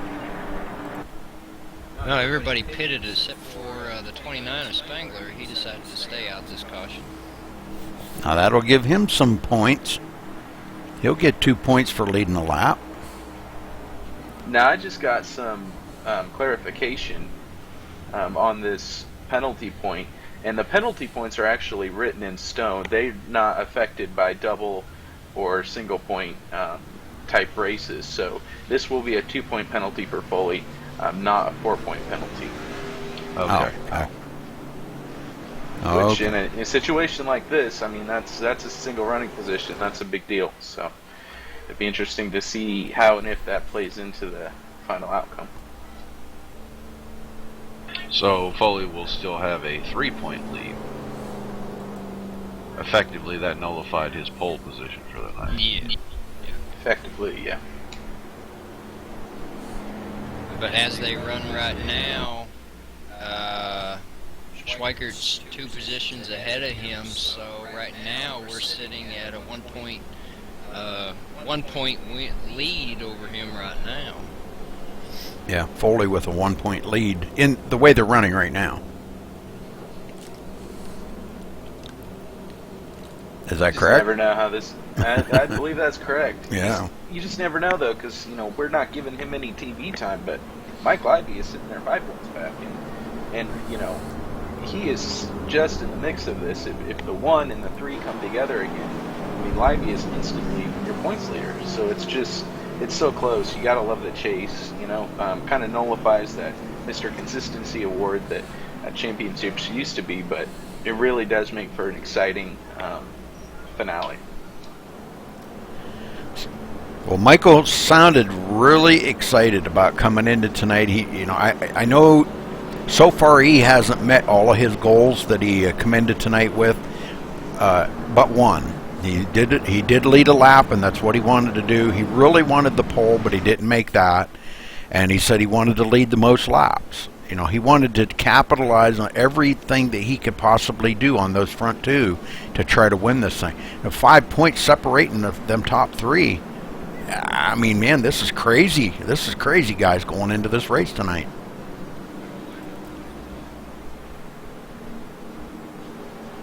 And as we get ready to go back to green, we'll notice they're all lined up nose to tail, all 3 of the top point contenders too. 4th, 6th, and 8th. Yeah, Matt Spangler, a chase contender, but I think he's kind of missed pretty enough much. Races. Yeah, he's kind of out of it. Been in enough wrecks that effectively his season's over. He's just going to try to capitalize. And his car's. I don't know, that 18 car is so fast. Pace car, wow, and Spangler nailed it. Whoa. Man. Big jump for him. Yeah, he didn't waste any time, did he? Yeah, but it ain't going to matter. Bo's is going to just run right down. I mean,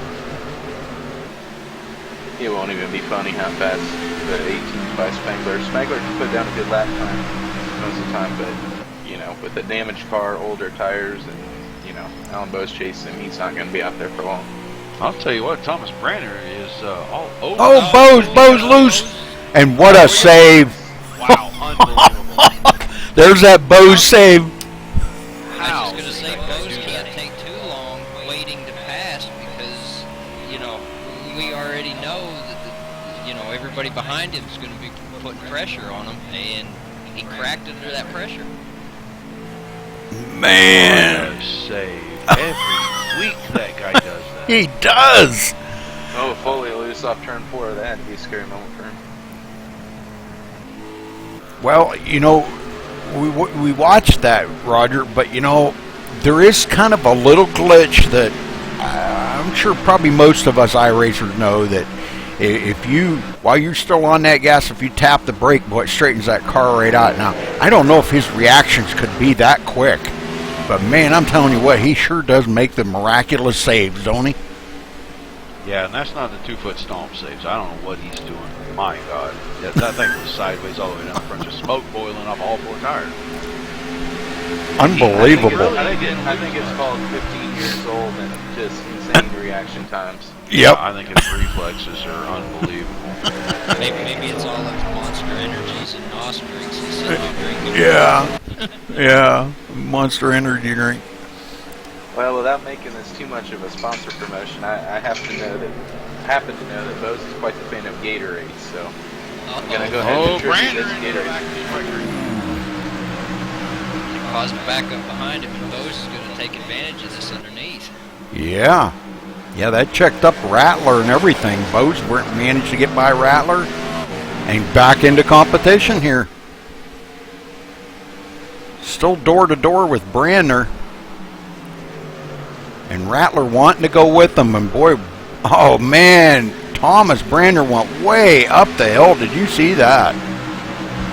Overdrove that entry into one big time right there. Yes, he Look did. At Travis Brown bombing it down into 3. Joe Roberts running in the 7th position, so we're not going to count him out for the win here yet tonight. you got to think that Travis Brown's probably driving a set similar to what Alan Bose is running, and Bose's set seems to have a lot of seems to have the ability to get down into the corner and really stick on the bottom. So probably Travis is using that to his advantage. But I am noticing that out of the dog leg down the backstretch, he's not coming up quite as high to the wall as Bose is, so you have to wonder if that's affecting his turn 3 entry, or if that's just the way he feels more comfortable going into turn 3. Foley got by Brandon. Yeah. Got really loose off a 3 right there. Yeah, I don't know what's going on with Brander. Maybe he had made an adjustment on that car, and it's not agreeing with him or what, but he's lost a lot of positions here since the beginning of this green flag run, I mean. Had that contact with Schweikert early in this run, and he's just really gone backwards ever since. No damage to that car that I can find, but he's still just not as fast as he was earlier in the run. Well, we're about 18 laps from the halfway mark, so these guys putting on a pretty good show out here so far. Schweikert now 0.8 of a second behind Spangler. He's starting to reel them in. I think Spangler's starting to feel a little bit of the fall off of them tires because they've been racing it pretty hard. He pulled away by quite a little bit, so I'm sure he has pushed that car right on the edge every time. Bose and Rattler are starting to work in on Schweikert as well, so pretty quick this is going to be a 4-car race. Foley back there is running 5th. We're going to ride along with Rattler here for a minute and watch his techniques here coming through the dog leg. Kind of lost a little bit of the pull off of Alan Bose there. Now comes up on him turn 3. Bose just, man, is he ever strong. Oh, Rattler really loose coming off of 4. And he was wheeling that thing. Wow. He had that looking wall side there for a second. He was turning as much right as he was left. As you ride in car with Rattler here, if you're a beginner iRacer, somebody who's trying to learn how to do this really well, you just watch this guy. I've heard Patrick Crabtree, who's the NIS Open champion this year, call David Rattler the best driver he's ever seen. David Rattler is just so consistent, so smooth, so smart behind that wheel. Just a great guy to watch, great guy to learn from. Season 2? Season 2 Gen 6 Series champion. So, we forget about him sometimes because he didn't run it here a lot anymore, but he's got a big history with this league and has won this championship before himself. Well, I think that was about when I started broadcasting for IWCR. Oh, Schweikert way loose in one. checking him up. Oh, Bose getting by him, and Rattler capitalizing on that. Schweikert going back to 4th. Whew. He did a good job of getting that car saved, straight, and out of everybody's way. He almost got run over. Yep, and he's seeing the effect of his little bit of tire wear here. He's pushing it a little bit hard, and he's finding out that he's going to have to back off a little bit and let these tires cool a bit before he can make a run back. Boy, I don't know, Bose, that could have been pretty bad, guys. Bose was right on his tail, and when Schweikert checked up, Bose could have spun them both out. Schweikert's got right rear corner damage, too.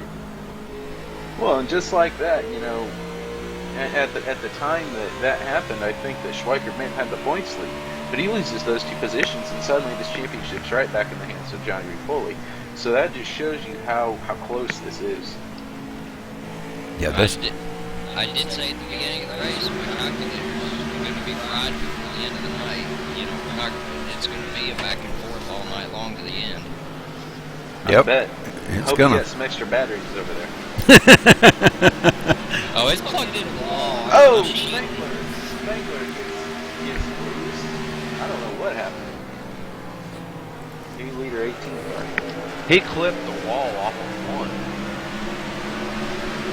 Well, I hate to say it, guys, but I'll tell you what, Mr. Rattler is starting to creep up on Alan Bose here pretty hefty. Bose Bose has clean air now, and that's when his car seems to just take off. So we'll see how that works out. Spangler got loose there off of turn 1 and just barely clipped the wall, and it pulled the car back up into the fence. So he's got significant right side damage. I think go ahead. I was just going to say that one thing iRacing has really done in this last couple of builds is start to work in the advantage of clean air. And, you know, before I always thought, oh, it's just in their heads. It doesn't really make that much of a difference, but I'm not sure it's quite as dramatic as it is in real life. But clean air is starting to be useful, so I think that's really helping Bose right now. But as I say that, David Rattler's about to take position, so who knows? Yeah, he's creeping right up on Bose, I'll tell you. Well, you know, we talked to Bose there a couple weeks ago, Roger, you and I, and we asked him at the end of the race if he did any mirror driving, and he said absolutely not. He never looked in his mirror one time. Now, I'm assuming he's so confident he doesn't feel like he needs to. But I'll tell you what, better. He's got to be looking right now. Yeah, because he's got Mr. Bose Mr. Rattler all over his tailpipe. This is getting good. It may take a slip for Rattler to actually get by him, but if he keeps the pressure on, eventually he'll force him to make a mistake. Then that's David's MO. Why pass you when he could just follow right behind you and force you into a mistake and make his pass easy? You know what I'm saying? It lets him save tires. I remember one time we were at Bristol and I was out front, and 30 laps he was dogging me, and I knew he had a faster car because he was right there, and he forced me into so many mistakes. Now Bristol's single line, so he didn't get to pass me, and I eventually did go on to win the race. But there is nothing as distracting when you're leading a race and David Rattler is right on your bumper. Oh, it's got to be intense. I'd be sweating bricks right now. Well, he's got that black car, so maybe he's going after a little bit of the Dale Earnhardt, although I think David Rattler's too nice of a guy to be much of an intimidator. Yep. Yeah, he's a pretty cool guy. He's changed his line through the kink on the backstretch too. He was just cutting that dog leg, and now he is just falling right into those tire tracks. Yeah, because the last run that we had, Bose was leading, and Rattler was behind him. Bose left him and was pulling away before the caution come out, and you wonder if he didn't decide to change something up, maybe make a setup change during that last caution, or, you know, like you said, just follow Bose's line and found something good, and he's keeping with him now. Well, he's doing pretty good. Oh my goodness, you see him come Wow, nice save. That cost him a lot of momentum, but nice save. It cost him a clean pair of undies is what it cost him. Yeah, that too. Well, John Schweikert's still maintaining ahead of Foley just by one position. He's going to have to get more positions than that to beat Foley for the championship. And guys, we are at the halfway. Yes, sir. I bet we get we've already started to see it, but I bet this green flag run continues for quite some time at this point. Yeah. Looks like Travis Townsend may have parked his car too, so that's unfortunate for Travis. He was a chase contender, but he missed a couple of races and was well out of the points. I believe he was last in the chase points. So, yeah, parking his car early. Yeah, we're almost 30 laps into this run, and these guys are starting to spread out. Nobody's really near each other racing, so we may see green flag stops here. That'll be a big turning point, or it could be anyway, in this race, because Phoenix Pit Road is really tough to get onto at speed. So the guy that is conservative, that goes in, doesn't try to make up a lot of time, and just, maybe you lose a second getting onto pit road, but it's oh my goodness, Spangler. We got caution back out, and Spangler goes around over here on just coming off of same place he lost it earlier and slapped the wall. This time he didn't slap the wall. He just 360s it and keeps on going. We'll go take a look at it here.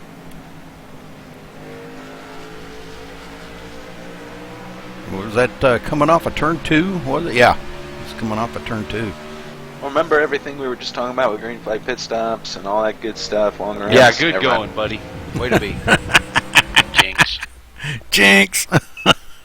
Going around, Matt Spangler. Nobody else hit him, though, and he kept it off the wall, so no more damage than he already had. All right. Johnny Reed Foley, John Schweikert going into pit road right next to each other with Michael Ivey just a few spots back. We'll see how they come out here. To give you guys an update, Townsend actually moved up into 9th in the points after last week's race. So, this is, he was down at the bottom of the chase anyways. It really isn't going to hurt too much. Nope. No, and that Galen Gidman guy, he's going to finish 8th in the points. So you knew I had to throw that in there, Galen. Considering I had about 1 1/4 starts in this chase, I know. Take that. I know. I'm just picking on you, buddy. Well, I don't know. Did Wildison start this race? Wildison, no, he didn't. No. Okay, yeah. Then you're locked for 8th. So that's hey. That's still not any bad. way you can get them. Oh, and Schweikert beat Foley Foley out. Well, a bunch of guys beat Foley off of pit road. Well, I hate to say this, guys, but we got another new leader out front, Jonathan Cogswell, and that's the first time he's led today. And that car's clean. He stayed out and did not pit. He was the only car to stay out. That car's clean as a whistle. I think Mike Libby might be a good person to interview now if you guys were looking for an interview. They talked to the 3 oh, did they? top 3 in points prior to the race. I was powwowing with teammates and stuff, so I didn't catch it. Well, maybe, I don't know, maybe Rattler. I think Rattler could give you a good interview. He's seen plenty tonight. Well, I'm going to leave that up to Roger. Whoever he wants to drag in here, I always leave that up to him. Is he in Team Speak? Yes, he is. Room 1. Well, then we'll just have to grab him. David Rattler, Roger Wagner, you got a copy? Yes, sir. All right, buddy. Give me your feelings on the race right now. How it's going? How your car's doing? And are you just stalking that guy up there, or are you scrambling for everything you're getting with him? I'm trying to take care of the car. Seems like it's a little good on the long run. Short run, I gotta take care of it. If I push it a little bit too much, I get a little loose or slide up in 3 and 4. But overall, it's a good car, and just gotta make sure I get to the end. Well, we noticed from the booth that typically we see you in the Ford, and tonight you're running the Chevy. What gives, man? I didn't even check to see what car it automatically defaulted to. I was just trying to get into the race as quickly as possible, and by the time I realized it was too late. But I definitely will be in the Ford next season. All right, man. Well, we'll let you get back at it. Good luck to you, and bring this thing home with a win this season, will you? I'll do my best. All right, man. All right, Roger, we're going back green.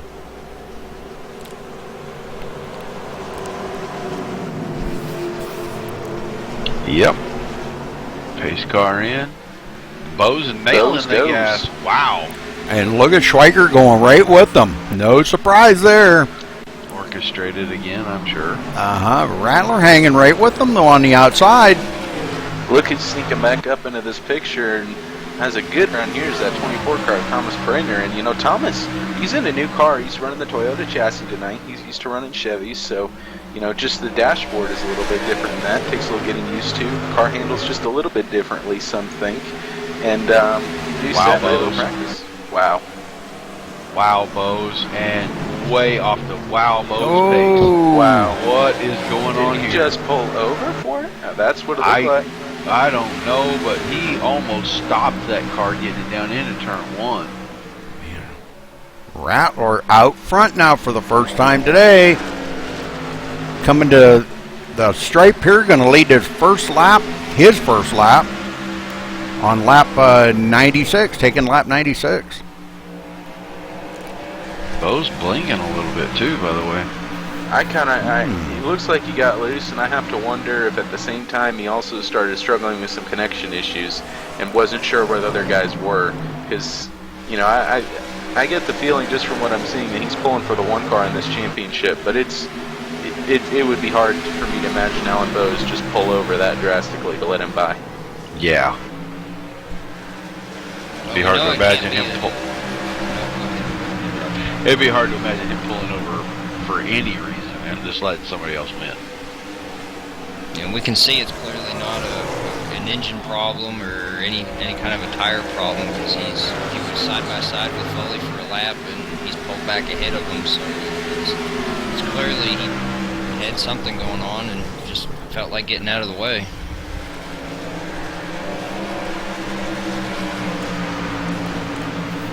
Joe Robertson a little bit off too. I know Joe had really high hopes coming into tonight. This was a newer track for him, but he was really enjoying his practice when we were working on stuff together earlier. But it just seems to be hanging around that 6th, 7th, 8th position, not really finding the speed to get up there and challenge for a top 5. Yeah, I think he did break the top 5 one time, but boy, look at Travis Brown. Look at Travis Brown powering by Joe Roberts. Holy smokes. Travis Brown kicking it into high gear. I think he found the gas pedal was on the right that time. Yeah, but see who's coming up behind him. There's Libby. He's coming into this. He's gonna try and take Joe down here in a minute. Michael Libby's still racing. I was just going to say, Travis Brown's one of those guys, he doesn't always practice well, he doesn't always qualify well. But when you get him in the race situations, you oftentimes find that he finishes pretty well, and he just sticks around there. He doesn't go away easily, and a lot of times you get to the end of these things. Of course, barely made it to the end of that, but yeah, he got loose right there. These things, and you find him, somewhere between that 5th to 10th position, and sometimes even top 5, getting a good run out of this. As he cuts the dog leg there and tries to get back what he lost from Michael Libby, still on the inside, side by side. Libby would like to get up there, but boy, I don't know. Libby just hasn't been quite as fast. Bo's got inside position here through 1 on Brandner. He should cut this dog leg. He'll probably have this position when he gets down to turn 3, I would imagine. Yep. It looks like he did clear Brandner. It almost looked like Brandner might have backed out just a little early, backing up his corner. That's a good thing. Sean King smoking as he goes down pit road, and I believe that engine is expired. Not good. Yeah, not too good. Nope. Just a lot of damage on that car, so. Yeah, and I'm gonna see if maybe he did that to himself, and it just didn't bring out a caution. Nope, that engine just started smoking, rolling down the backstretch. He was involved in an earlier incident, wasn't he? I think he was. I thought he got hit from behind in the earlier incident. I might be wrong, though. That must have been one hit if it knocked out the engine up front. No doubt. No doubt. I think he had some scrapes down the side there, been in the wall a little bit, so yeah, you never know. Well, we've still got 3 chase contenders in the top 5. John Schweikert for sure. John Schweikert. Bowes almost puts it in the turn 3 fence. John Schweikert, Thomas Brandner, and Johnny Reed Foley, all chase contenders in the top 5. Foley's got to be careful. He's coming up on Bowes, on Brandner, and Brandner's coming up on Bowes. And anytime you have 3 cars kind of coming together, that can be a dangerous situation. We already seen that early on, and Foley paid the price, but he's trying to come back from it. And it looks like he got a pretty good run that time going into the turn. Brandner going to go high and let him go. I think Brandner's just trying to run a clean race tonight. Get a feel for the car, get a feel for the track, and if he feels like there's a chase or championship contender that's faster than him, he seems pretty content to just pull over and let him go, which is something that maybe he's not always been strong in. So it's nice to see him develop as a driver and that maturity that comes when you learn when it's time to go, when it's time to not go. Yeah, well, he's kind of one. He kind of reminds me a lot of another driver Roger and I talk about a lot, Stephen Pearson. About the same type of driving styles, I think. You know, he's there when he needs to be. Takes it easy, you know, rides around the track, but he's there when he needs to be. So, you know, I think you're right, Galen. He has matured into a great driver. He's always been a wheelman, but you know, really, it's really been nice to see him, you know, especially today. And I think that may have just been, you know, this is a newer track for him, newer car, just backing up and seeing what's going on and trying to take it easy. And you know, maybe he's learning for later in the race, or you know, maybe that's all he's got. These are some fast cars up here. Yeah, look at Rattler pulled away by 1.5 seconds now over Schweikert. Man, that's Rattler setting sail. He's out there in that clean air, what we were talking about. Nobody challenging him. No, you know, nobody in front of him to make that air dirty. So, and he'll send him a postcard when he gets to the Grand Canyon. And Bo's not making any ground up on the one car at all. No, Schweiker's been pretty steadily just riding around. We've seen, you know, Bose and Foley and Brandner, all three, you know, from time to time, you know, pushing it hard off the turn, getting a little squirrely off the turn here. And, you know, Schweiker, he's been staying up front right there and just riding smooth, keeping steady. Yeah, Schweikert is a pretty steady driver. You give him the track and the room out there, I'll tell you what, he's pretty steady.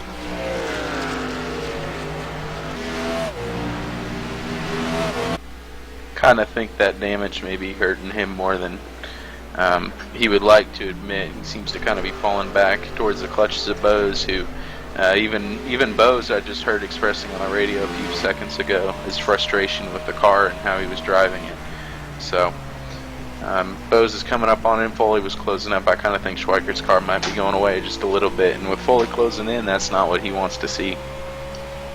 Well, guys, they're going to have one more pit stop here, I believe, aren't they? Yeah, one more. Yeah, probably one. And probably close to the end, unless somebody decides to do a short pit cycle, which may or may not work out for them, because we could get a caution anytime. Just we've seen that. Yeah, I don't. Oh, Bo's on the inside of Schweikert right now. That's fourth position, and he takes it over. So put the two championship contenders right back looking at each other. Mm-hmm. Third and fourth. Not only that, but the two chief participants in our lap, number 18, crashed too. So just a little tidbit there. Yeah, that's true. I think they're going to kind of steer clear of each other. Neither one of them want that to happen again, to get, you know, cause either one of them a chance at the championship. Yeah, because Levy, he's moved up to 6th now. He's gotten by Joe Roberts now, and he's slowly climbing up through. And if those two get together again, you know, we're getting later in the race. That could work in Levy's favor here. Yeah. Yeah, Libby's not out of it yet. Schweikert's car's falling off because Foley's running him down. He's catching him on his own. Yep. And I just have the feeling, and call it a hunch, you know, I'm not sure, but I have to wonder whether maybe Foley's not giving it all he's got, and maybe that wreck scared him just a little bit earlier, and he's just said, all right, I need to calm down, I need to make sure I don't exceed the limits of this race car. I've got a good race car, as evidenced by his teammate leading, and of course, you know, they're running probably the same or similar setups. So maybe he's just trying to back off and see what it's got, or maybe that's all he has. You know, I think that's part of the gamesmanship that, you know, he can be playing with Schweikert. A guy like Schweikert, we know what he's got. He's got exactly what it's showing you at the moment, because he just always goes all out. But some of these other guys, Foley's been known to do this, they can hold stuff back and not show you everything they have. Well, as long as he keeps racing the track and he don't start racing that car in front of him until he gets beside him, he has walked him down all on his own. He looks really smooth doing it too. Yeah, it looks like that car's really not handling all that bad. I thought earlier he was a little tight in the center, and he may have adjusted for that with a couple of pit stop opportunities that he's had, but it just looks like that car is so much better right now than the car in front of it anyway. Yeah, Bo's still hanging there 1.5 seconds behind, but now he's starting to chop that lead down just a little bit. So I don't think we've seen the end of Bo's yet. He's down to 1.3 seconds behind our leader. Rarely do you see the end of Bose unless he is crashed out, lost the motor, it's all said and done. He finds a way to make most anything go fast. You've noticed that too, huh? Oh yeah, I've gotten to watch it from just behind where it's all going on at a timer 50, so a heck of a race car driver. I mean, there's just nothing else you can say. Yep. Yeah, we've heard that so many times that, how bad his car was, and there he was out there the next lap leading, and it's like, wow, for a car that wasn't racing very good, you sure knew how to make it work. Well, and I've had the privilege a few times to get to run some of his setups, and I wouldn't call myself an expert on them, but Caution. we got caution. I saw Livey key the radio. Thomas Brander going around. Oh, and Joe Roberts into it. Oh no, not good. We have to wonder if he had help going around before he got there. He did not. He just lost it. Got the left side tires down on the apron in turn 3. Absolutely something you don't want to do, and then he just didn't recover.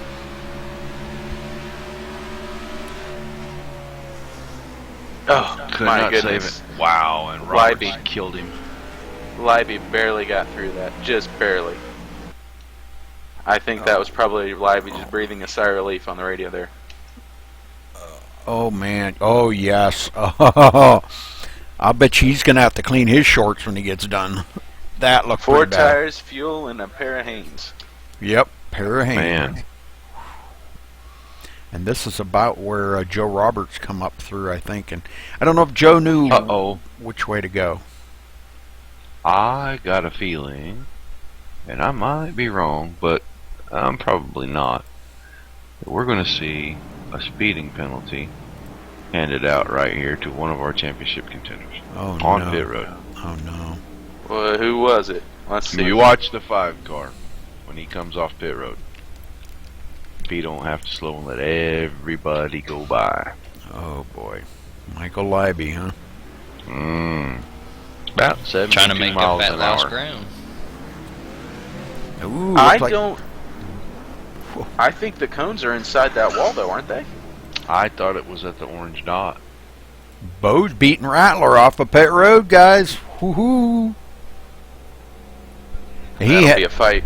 A 14.5 second pit stop compared to Rattler's 15.1. Boy, that's kind of really uncharacteristic of him. Johnny Reed Foley with a 15.5 second pit stop. Man. And Foley's been losing it all night on the pit. So Alan Bo's back out front, guys.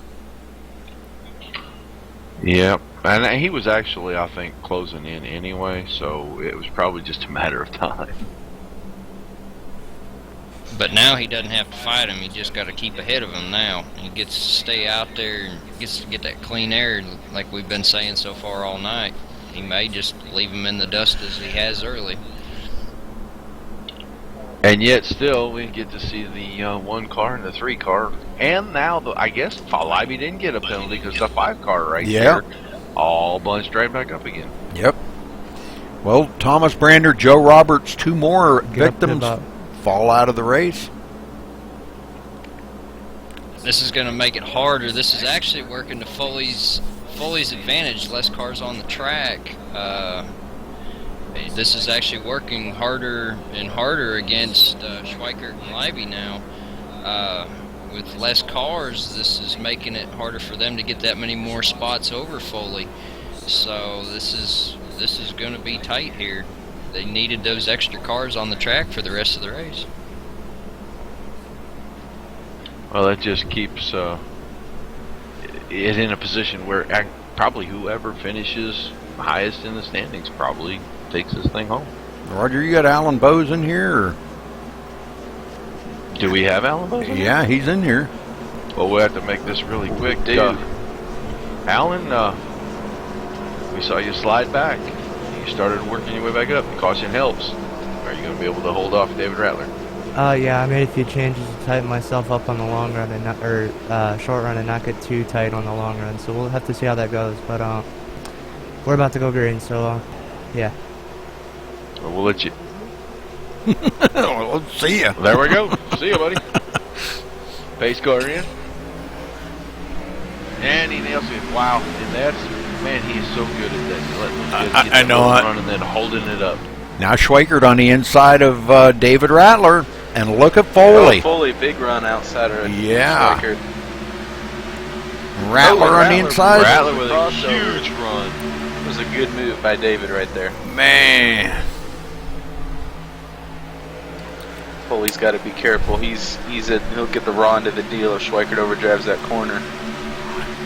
Got a great run off of 3, but he will not be able to clear and get down to the inside there, so he will not take that position. Oh, and he got loose through that corner. Oh, he overdrove that. Yeah, he was trying to bomb it down in there and hope it stuck so he could keep that position, and he's going to really be doing some chasing now. He needs to just calm down here. Right now, all he needs to do is continue to run where he's running, and this championship's his. I don't see a lot of guys that have the speed to come up from behind and pass him, so he just needs to take care of his business, control the things he can control, and he can win this championship regardless of what the rest of these guys do. Michael Libby on the inside of Travis Brown, so that would put all 3 of the chase contenders 1, 2, 3. Actually be 2, 1, 3. So in position, I meant. But Brown held off like right there. Yeah. You're seeing that damage not affect him much. He's holding everybody off pretty well tonight. I think this race is going to come down to really 2 battles, and we've kind of seen them throughout the day. We're going to have a battle for the win, and that's going to be Alan Bowes and David Rattler. I don't think Schweikert or Foley really have what it takes to get up there and challenge for the win. And then we're just going to see John Schweikert and Johnny Reed Foley battle for the championship. But the thing you have to remember is that Foley doesn't need to actually beat Schweikert on the racetrack to win the championship. If he finishes right behind him, or I believe even 1 position back, he's got it no matter what happens. So it's a much tougher battle for the one. Not with the caution penalty point, he doesn't. He had the pole though, correct? But that cancels that out. He had a 3-point lead. If he finishes two spots back, that's 4 points. Okay. And that's double points tonight. And what a slide. Whoa, Foley really loose coming off of 4 that time. This is where you need to compose yourself as a driver. You've got the championship right now. You've got the car. You've got everything you need to do. You just need to take a deep breath and not crash the car. If he crashes the car, it's over. Yeah, we still got a lot of race to go here, guys. 44 laps. That's a lot of racing to go here at Phoenix. Rudy, I don't know if you heard me slip in here, but I was actually going to make a joke when Alan tore out on the green flag there. But so if you want to interview someone, I'm here.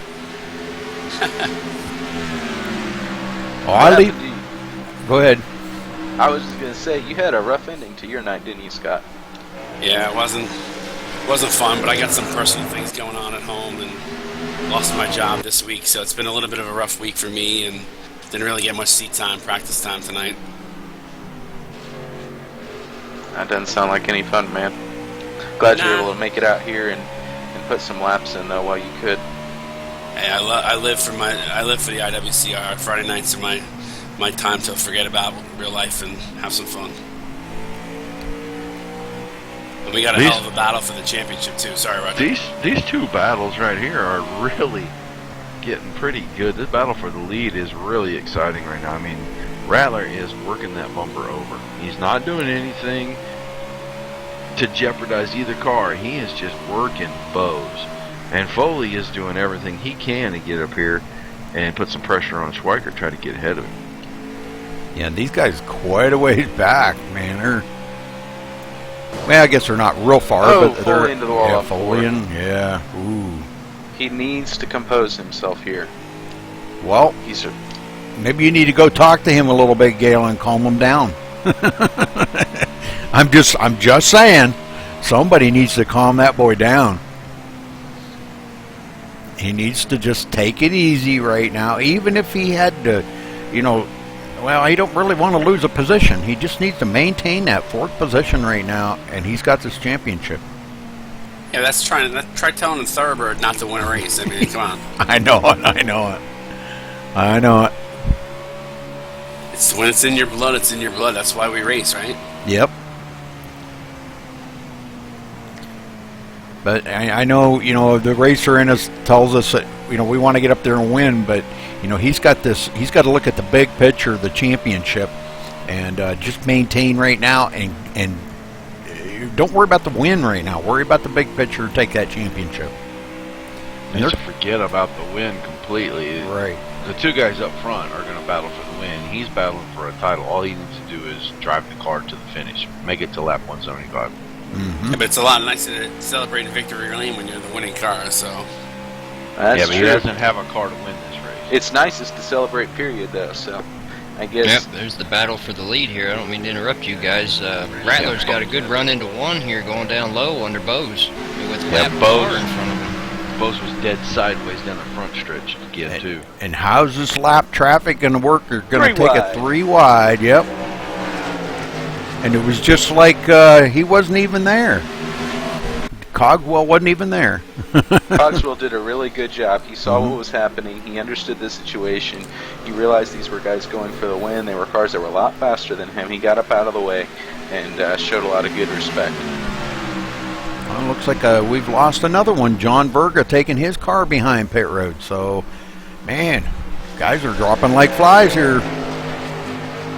Well, while these 75 laps are grueling. Sorry, I just stepped on you, by the way. Well, these 2 guys up front are battling. They're just letting the 1 car right back into the picture here. They had him pretty well covered. Once they get side by side, though, I can't see him being a factor anymore. They need to sort it out, though. The 09 needs to realize that his teammate is the 3 car, and he can't allow the 1 to get back in this. And 18 needs to realize that he needs to win this race, and getting the 1 car and the 3 car back in the mix is probably not a great way to help facilitate that. Rattler finally falling back in behind Bose. Maybe he heard you, Galen. He might have heard you. Like we said earlier, David Rattler can press you into a mistake. Let it run out here. David's car is better on the long run anyway. I don't think we're going to get another caution in this race, to be honest with you. So you got 35 laps left. Just let it string back out, pull away from the 1, pull away from the 3, and then go get Bose at the end. That's right. Have you guys seen anybody, because you've been analyzing the race, anybody using the dog leg to their advantage to really make up time? Oh, yeah. Lots of it. Usually just to clear the car they're racing with, but really not to close up on anybody. It really hasn't worked too well that way, but to clear somebody, yeah. Yeah, because they're getting pinched down going into 3, and they're starting to wash up a little bit. If they don't get that good entry into 3 where they've already cleared them. If they're coming in side by side, they're getting hung. Foley right with a big run on the 1. Oh, yeah. Foley trying to... Just not enough. He knows better. He knows he needs to take it easy here. Foley... Had he gotten door to door with him, I think he would have pressed that issue, but not on his corner. I think the 3's got a better car in the long run.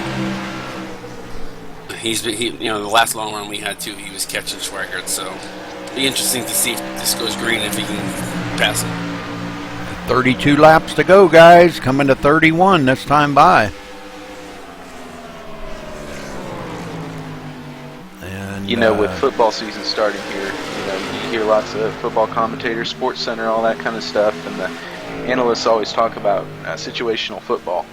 And it's the same in racing, same in sim racing, same in real racing. You got situational racing, and it's just fascinating to look at each of the drivers, and they're in such different boats with their championships and what they're going for. This is really an interesting storyline that we've got playing out here with these top 4.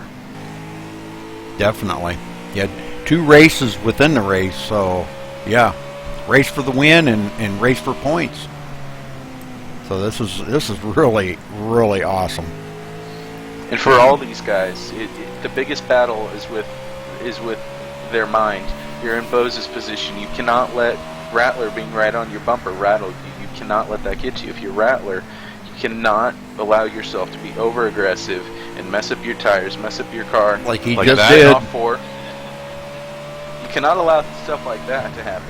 If you're John Schweikert, you know that you don't have this championship as you run now, but you're doing all you can do, so you have to keep doing what you're going to do and let the situation play out as it will. If you're Foley, you have a slightly faster car, but it's probably not worth it to go up there and try to pass him, because as it runs, you have the championship. So each one of these guys are fighting their instincts to do something that would probably hurt them in the long run. Meanwhile, Bose gets to breathe a sigh of relief for a few laps here and see if Rattler can run it back down. But we're coming up to the 25 to go mark here in a couple laps. Hey guys, I'm going to let you finish out the broadcast the way you guys always do in Max Speed fashion. I want to thank you guys for doing another... Caution. That's Travis Brown sideways on the front stretch, and I believe he hit something this time. Go back and take a look at that. Yeah, he had a couple of somethings this time. I was about to say, as I duck out of the broadcast booth, thank you guys for doing a great job like you always do. We love having you here. We look forward to Season 5 in a couple weeks with the Daytona duels and start all over again. All right. So I'm gonna let you guys do your thing in here and count out. There's going to be a lot of exciting racing here at the end. And I want to again thanks MaxSpeedTV, Rudy, Roger, everybody here for doing a great job. Thank you, Randall. Thank you. Appreciate that. Well, this will reshuffle the deck. Oh, yeah. I don't know if we're going to see and their call coming down pit road one last time here, guys. Boy, did you see that, Bose? He got every last inch before he slammed on the brakes before that commitment line.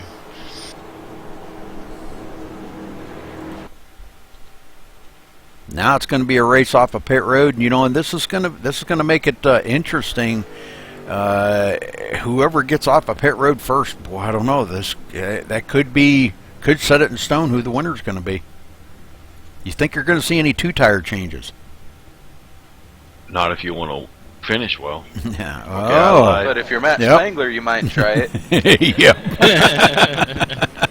There you go. All right. Oh, Rattler gets a good run out of there. Yeah. I think Foley got out ahead. Yeah, his pit crew picked it up. Man. Travis Brown staying out for the first time today, leading the lap. Well, not yet. He may not lead a lap. Is he pitting? I believe he is. Yes, he is. So, scratch yeah, that. He won't lead it. So, Matt Spangler will, well, I don't know. He might. Nope. Now, this is going to be an interesting position for the PSRG guys because the duo of of Alan Bose and Schweikert and Matt Spangler, when he's up towards the front, have been kind of controlling these restarts. But right now, you've got Rattler in second, Foley in third. So there's not a lot Spangler can do that's really going to help his teammates on this restart. But he could hold up Foley. So we'll see what happens. Well, it's still anybody's game here between them top three because a lot can happen in these last closing laps. We could see another one of them get-together deals, and Michael Libby maybe steal the win here and the championship. You just never know what's going to happen. If you're Michael Libby, you're doing everything you need to do tonight. I don't think he's got the car, the raw speed to get out there and win this race. So you just have to put yourself in that position, and so far he's done a great job. Mm-hmm. He's right there with these guys doing everything he needs to do. And it might not be enough, but at least he knew that he put himself in the position. And if you put yourself in the position enough times, sometimes it'll work out in your favor. Yeah, we've seen that a lot. Guys stealing the win coming to the checkered flag, and the leaders spin out in three, and a guy slipping by on the inside, maybe coming from fifth and slipping by on the inside and taking the win. We've seen that. Anything can happen.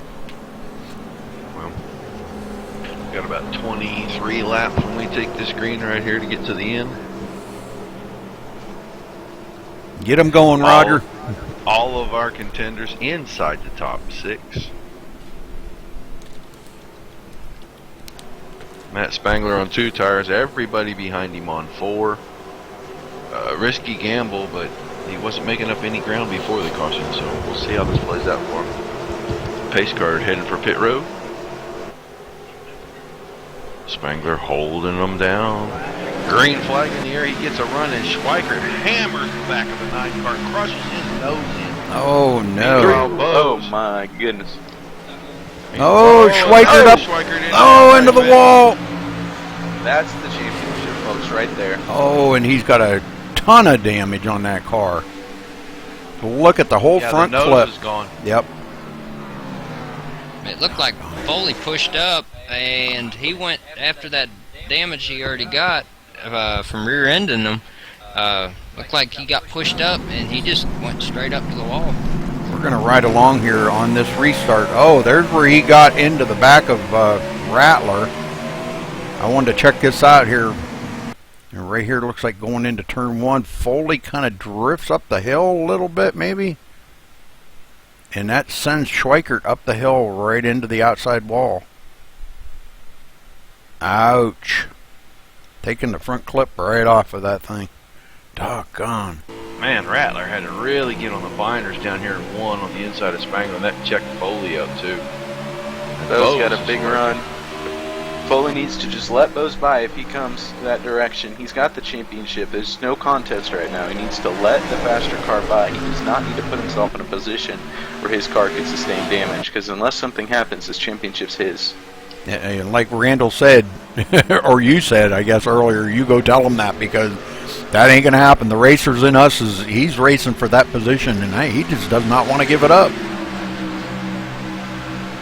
As a racer, you got to pick your battles, though, and this championship means more than this race does. I've won both. Championships are a lot harder, and you don't always get the opportunities. So he needs to be smart here. Mm-hmm. And he has the Bose opportunity. is just right there. Mm-hmm. And he's just not giving up on this. And as long as he doesn't make a mistake, I think they're going to be okay. Yeah, but I think Bose is finally going to get him here into 3. Yes, he does finally clear Foley. And Foley, I don't think Foley was going to fight him too awful much there. He knew Bose had a good run on him, and that's good. Well, I think there was a little bit of frustration with the fact that he tried to force it 3 wide for a second on the start there, and I think Foley got his feathers ruffled just a little bit. Well, we are seeing the 2 tires still holding up with the lead here, even though Bose just handily took second, and we'll see how well those 2 tires can hold up here. Well, we've already seen the 29 squeeze him down in turn 3 once, and it didn't work out too well for him. We'll see what Bose does with it when he gets there. Anybody else get the feeling there's going to be some short tempers at the end of this race? Possibly. Might be some more yellows before the end of the race. Might be one right here. And Bose comes in too. Spangler, we know Spangler didn't give too much room earlier. Boy, he keeps Bose pinched right down on that yellow line. Bose just got too much car. Yeah, he does. He sure does. Going into turn 1, he says, go ahead, pinch me down, because I'm going to clear you and go by, and he does. Bose out there definitely outclassing the field here tonight, guys. I mean, leading 75 laps, coming to 76, outclassing the field here. David Rattler with a good run on Spangler off of 3. Well, we answered my question. The 2 tires just wasn't enough. We're going to have to keep an eye up here. These guys are catching up to the wounded car of the 1 there. He's still out here running laps, so we'll have to make sure that he's not a roadblock of some kind just by accident. These guys catch him in the wrong spot. Yeah, he's starting to fall victim to the leaders here pretty quick. He's not that far ahead of them. Man. Rattler spanked the wall off before there, and he just lost 2 positions. This is how Rattler feels about this. He just called the wall stupid for public radio, so that's how he feels about that. Well, Schweikert up into the wall again, and I don't know. I think he's getting to the point where he's almost going to call it a night, but I don't think I'd throw the towel in yet. There could still be some racing up there that could involve some of the other leaders, and he could still maybe not get the win here, but could capitalize on it point-wise. That car is so wounded. He's just hanging on to it, getting around here. Coming around here, take 12 to go.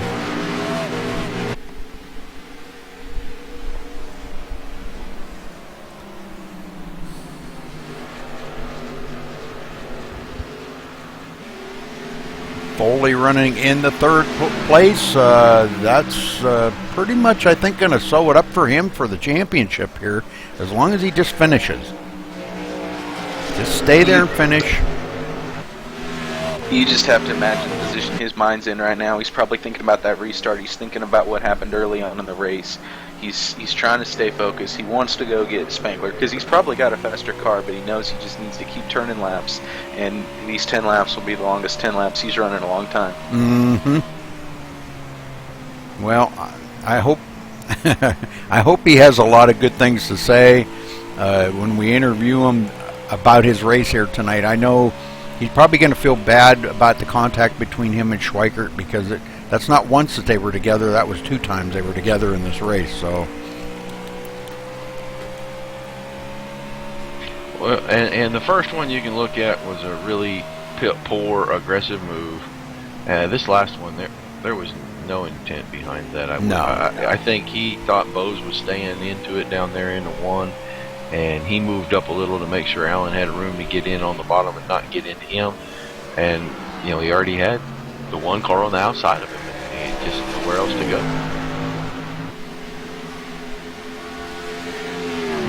Rattler back here in 4th. But in the meantime, Bose is just checking out on these guys. He's already out there in another zip code, 1.3 seconds ahead of Matt Spangler. And Matt only took 2 tires. And he slid big time off of 4 right there, off of 3, I mean, right there. Foley closed right up on his bumper now, coming to 7 to go this time by. Is Foley going to try to get by Spangler to take over second, to kind of pretty much ensure, whatever you want to call it, that win here tonight for the championship? I don't think you do. I think you stay right where you are. That's what I would do too. Yeah, if the guy makes a huge mistake and you have no choice, yeah, but if you can just sit right there, because your teammate's behind you, not putting any pressure on you, just ride it out. Ride it out. Yeah, because you know, Rattler could easily, you know, the 2 of them could get together and Rattler have no room to back off, and you know, send both of them right around, and then that'll put Levy right back into it. Yeah, Foley can't afford to make a mistake right now. Leiby's right there.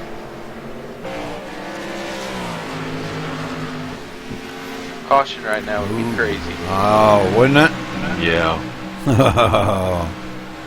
They come up on John Schweikert to put John another lap down. John stays way up into the wall. Good job by him to stay out of the way and let this thing finish up. Well, guys, I know. Disappointed, I'm sure he is, but he's just letting this thing go. He knows it's over. I know, Travis Brown's not in contention for the championship here, and not even in the chase, actually. But look at this here 5th place run for him. What an amazing job Travis Brown's done tonight. Whoa, Cogswell. Whoa, that was almost the end of Travis Brown right there. Ooh. That was really close. Looks like Cogswell's coming down pit road, calling it a night, I think. He don't want to be a roadblock out here for these guys to contend for this championship. Come around and get the 3 to go right here. Bose is just gone. 2 seconds in. Yeah. And I think Foley has decided is content to sit right here and run 3rd behind Spangler and let this thing end and collect this big trophy. 3 more laps here, guys. Bose out in the lead, doing a super job out here. Like I said, he's been the class of the field all night. Right now, this time by, going to lead 89 laps. So, man, what a job. What a driver. And at one time there, Roger, we seen him sideways and saved it. And One here time? he is. Man.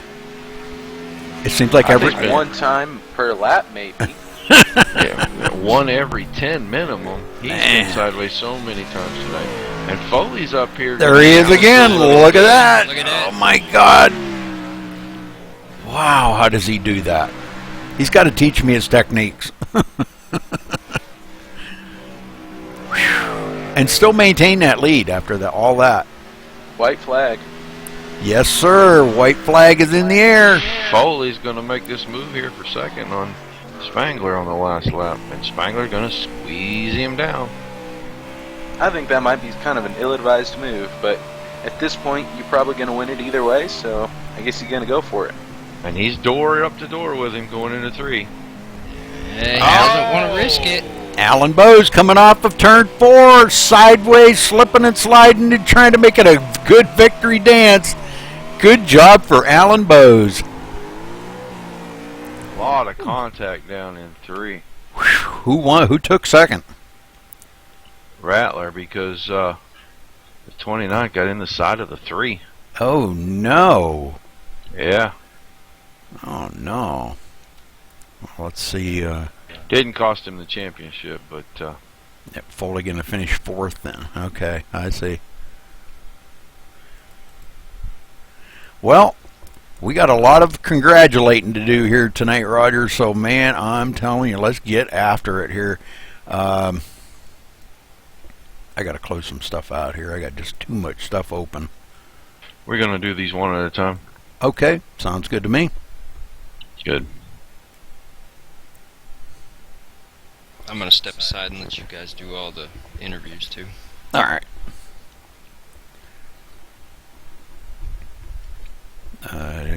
Alan Let's Bowes. get Alan Bowes. Let's get Alan. Okay. Yeah, let's get Alan in here for the win. You got him, or you want me to get him? You got him. Okay. Alan Bowes, you got a copy? Yes, I do. Well, you were definitely the class act out there tonight. What a race. You bring home the win here. Talk about your race and how your car ran for you, because I know we talked to you just briefly there under caution one time, and I was kind of hearing some mixed emotions about some of the radio chatter that was going on, and maybe you were kind of voicing your opinion about your car really wasn't as good as you thought it was going to be, but you brought home the win tonight. Yeah, there was a point in this race where I thought I was going to die off of each corner because it was just horribly loose, and it took maybe 20 laps during that run just to start to tighten up, and when it tightened up, I was starting to reel in David, and we had that caution, and by that point I knew that if I was able to stay out front, I was going to be able to get the win, and that's... yeah, I knew I had a great car tonight. Yeah, you said your car was loose. We couldn't tell it all from up here, really. Really? He's joking. No, not with you sideways every 5 laps. We couldn't tell it all, man. Oh, man. Again, in fashion of Alan Bowes, we seen you sideways coming out of turn 4, down the front stretch, all over the place, saved it, and kept right on. You only lost a couple of positions. How do you do that? You got to tell us your secret. I don't know if I can, though. Doggone, you're no fun. Well, you get the win here tonight, Alan. Congratulations to you. And, man, I'm telling you what a race. 175 laps, a long race. Pretty much you beat everybody off pit road there for that last pit stop. And you never looked back. Was you doing any mirror driving whatsoever? That run there toward the end, I don't know if it might have been the last run. But I know I had a mirror full of David, Foley, and Schweikert, and I was kind of worried because in the center, at the point in the run, I was having to go really slow, and David was able to roll through the center so much better than I could. So every time I would go in soft, he'd get to go in a little bit deeper and get to the inside of me, and it'd be a drag race to the next corner, and you know, it was just so much fun between the four of us, and yeah, it sucks that Schweikert couldn't race for the championship, that he got wrecked, but, you know, I'd like to congratulate Foley on his championship, unofficially. I would also like to thank Schweikert for giving me a few pointers on how to build the setup this week. It helped out a lot. Mm-hmm. And, yep, I gotta thank you guys for doing the broadcast like you guys always do. You always do such an amazing job, and I always enjoy going back and watching these races. All right. Well, thanks a lot, Alan. Thanks for talking with us. And again, congratulations on a great win here tonight at Phoenix. Closing out the season here. This is season 4, I believe. Yes, it is. Are you ready for season 5? Ready to look forward to that one? I'm not sure. I'm definitely going to try a little bit harder. Tonight was a big night. With this win, this was my 25th win in the league. I'm pretty sure. So it was a big night. I'm glad I was able to get the W. And you know, every week these guys bring it, everything that they have, and it's getting very difficult to stay inside the top 3, let alone get a win. So. All right, Alan. Come a long way. It sure has. I got to agree 100% with you. But all right, Alan. Well, thanks for talking with us, buddy. And we're going to get on to crowning our champion here tonight in a minute. But I think I don't know. What do we want to do, Roger? We want to talk to second and third, or we want to move right on to the championship? I think, we might as well just grab the champ and move it on from there. All righty. Well, I'll let you. You want me to move him in here? You move Alan out. I'll move Johnny in. Yeah, let's do that. I'll let you talk to Johnny. Okay.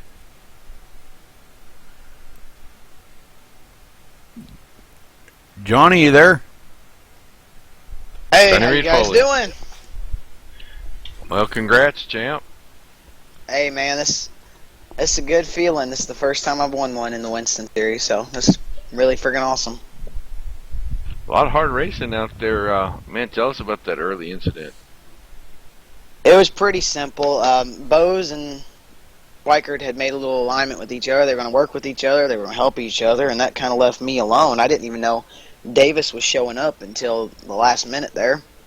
And, man, they asked me, or as we went off in the corner, Alan was the leader, and it was clear he was letting Schweikert go. Well, in that process, it slowed them both down. I thought I could get a good run through 1 and 2, which I did, get to the bottom and get inside of Schweikert and maybe take the lead back for myself. And as I got there, I just overdrove the corner completely, and I tore him up, and it was all my fault. I'm so glad that didn't end Schweikert's night and mine or anyone else's, that was racing for the championship, because that could have been really, really ugly. Yeah, we were watching that and kind of surprised that that early in the race you took a chance like that, but inevitably towards the end you two found your way together again. Tell us about that incident. Well, that one, I'm sorry, and I don't mean this like anything wrong, but I don't think that was necessarily my fault that Schweikert ended up in the wall. I'm very sorry that it happened, because me and him, we were racing bumper to bumper there under green flag. We were having a ball, at least I was, till the caution came out. Those last 2 cautions, both times, me and him were having good racing. But ultimately what happened there is we got a good restart. He hit David on my outside, and I knew it hit his nose, and I knew it was going to hurt him.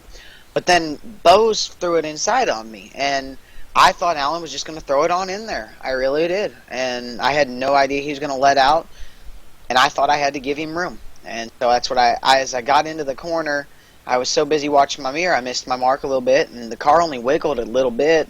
But, Schweikert's also trying to do everything he can and pin me down so he gets a good run off the corner, and you can't blame him for that. Ultimately, it's a racing deal. He didn't mean to come down and pinch me. I mean, he's trying to pinch me, and I'm trying to run as hard as I can and not give up the bottom to Allen, yet at the same time try and keep it out of Schweikert. That's tough racing. Well, you still were you points counting during the race, knowing if I finish right here behind him, I'm good? I have a calculator that's still sitting here in a cloud of smoke. I think everybody's calculators were smoking tonight. Yep, we were all calculating all night long. Because knowing that you got the incident point and that was your pole basically erased, and then everybody led a lap that was inside the top 3. I mean, basically it came down to the 3, 5, and whatever points behind that. And you're counting every position, so just finishing behind him, 1 spot behind him was enough to win the championship, where you could tend to just ride there behind him. No, I wasn't. I wanted to beat him. I wanted to finish ahead of him on this last race because we had the car to do it. and I felt like I was capable to do it.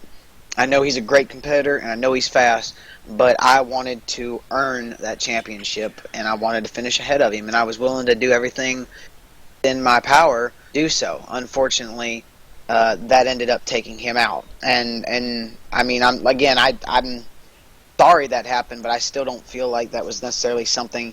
Like, let me put it this way: if what had happened on lap 11 there would have happened at the end of that race, I would feel 2 inches tall for winning this. I really would. But that didn't really have a bearing on the race. What did happen that ended up ruining his night, I don't feel like was entirely a product of a mistake that I made. And for that reason, I'm able to sit here and feel pretty good about winning this championship. And really, you know, I'm happy. I'm happy that I won. I really am. Well, I'm sure you've got a laundry list of people that you need to thank throughout the season, so we'll give you a second here, and you can take it away. All right. Let me see. Hold on. Document's going to take a while to load. I have to first thank Scott Drake and GFTL, which is Joe Roberts and Evan Matt Vieco. Also, I got to thank then Zach Chahalis, who helped me out a lot. He was a big partner and a good friend, and I'm going to miss him a lot. I know he's elected not to stay with us anymore. He hasn't enjoyed racing for quite some time. So those are one thing. Then you, Roger, and the entire RPM team, man. Raw Power Motorsports just took they gave me good sets and good leadership, good just mental support up even till tonight. Scott, Galen, Joe, Travis Brown, all these guys just constantly in my ear, just encouraging me, telling me, "Go get them, bud. You can do it," and things. That whole team is just phenomenal. And my new team, which I am just loving every second of being on. I can't even say how much I just love racing with Patrick and David, Kyle, Steven, Shane. Everybody over there at PSRG, man, they're just such awesome people to work with, and I just can't thank them enough, man. I really can't. It's been just an awesome season. Of course, thank you guys for what you do for the IWCR, making things so great around here. We couldn't do it without you. All right, Rudy, you got anything? Did we lose him? No, I'm here. I just wanted to congratulate Johnny on a great win here, the championship, man. I'll tell you what, I know there was a little bit of bumping and banging going on out there, but racing is racing. We were trying to talk you down.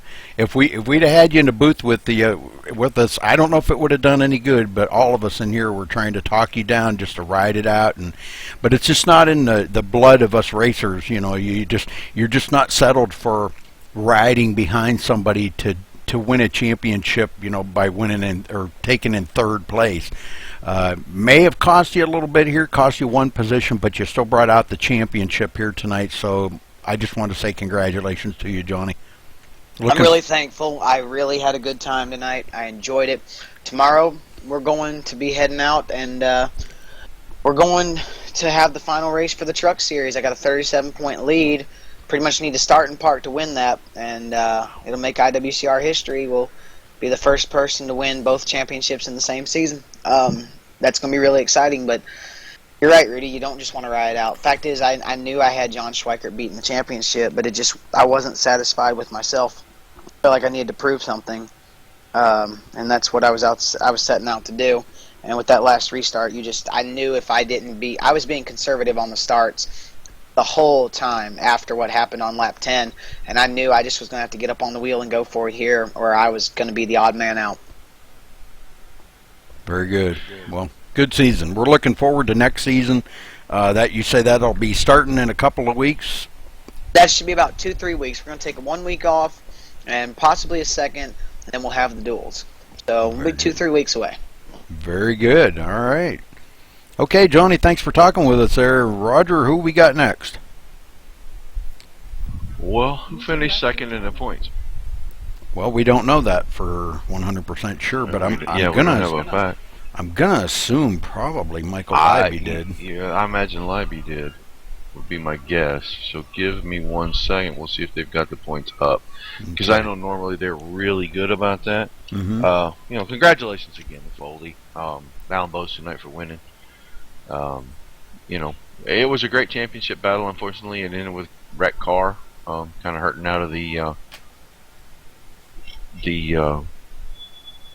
championship there. I mean, just, you know, unfortunate, kind of a microcosm of Schweikert's season too. Run real good and end up with a wrecked car at the end. So yeah, I believe they do have the points done here, Roger. We're looking at them here, and it's still showing Schweikert in second by 1 point over Michael Leiby. Yeah, it looks like it is. 1 point. So let's get John. I guess John Schweikert down here next. I'll talk to him and. Okay. I'll drag him down. I was gonna say, you want me to drag him? Yeah, go ahead. Go ahead. John Schweikert, you got a copy? Yeah, what's going on, Rudy? Hey, John. Well, unofficially here, I think we're kind of looking at the points here. I believe the points are finished, and you still maintain second in the points by seven points behind Foley. Talk about your race here tonight, because we knew that you know, it was a little bit of bumping and banging going on there. We probably some tempers flaring. We don't really want to hear all about that, but we want you to talk about your race out there tonight, because we've seen you racing the hardest that we've seen you race in a long time, John. Was the championship on your mind the whole race, or was it just coming down to them last 20, 30 laps that you started actually thinking about it? No, it was on my mind. I don't know, pretty good starting maybe yesterday, just thinking about it on and off, and then pretty much I woke up this morning just knew what was going to be going on tonight, and you know, this is fun. But I mean, when you're locked in a battle like that, you still think about it, no matter whether you're at work or, you know, just doing whatever. So I thought about it, and you're right. I mean, it started off pretty smooth of a race. I mean, there was a lot of cautions, but I wasn't really driving that hard. But then there just came a point where I left everything I possibly had out there on the table. Well, we noticed that, but you know, we also noticed that a lot of the other drivers did the same thing as well. We talked to Johnny Reed Foley there a few minutes ago, and he said that his calculator is still smoking from, you know, sitting there calculating every lap, making sure he had enough for that point, you know, and, you know, kind of throwing things into perspective a little bit. You know, we were talking to him about, he just wasn't satisfied to ride out and finish third. He wanted to try to gain one more position, but on that closing lap, it wound up costing him a position instead of him gaining a position. So I know he felt really sorry about you and him getting together a couple of different times out there, and but you still wound up second in the championship, John. Anybody you want to thank? Yeah, you know, I mean, I'd like to thank Gibbs. He always makes good calls. He's my crew chief, and he does a lot of the fuel management, and, you know, asking me what's going on and just keeping track of me out there on the track. And so big shout out to him.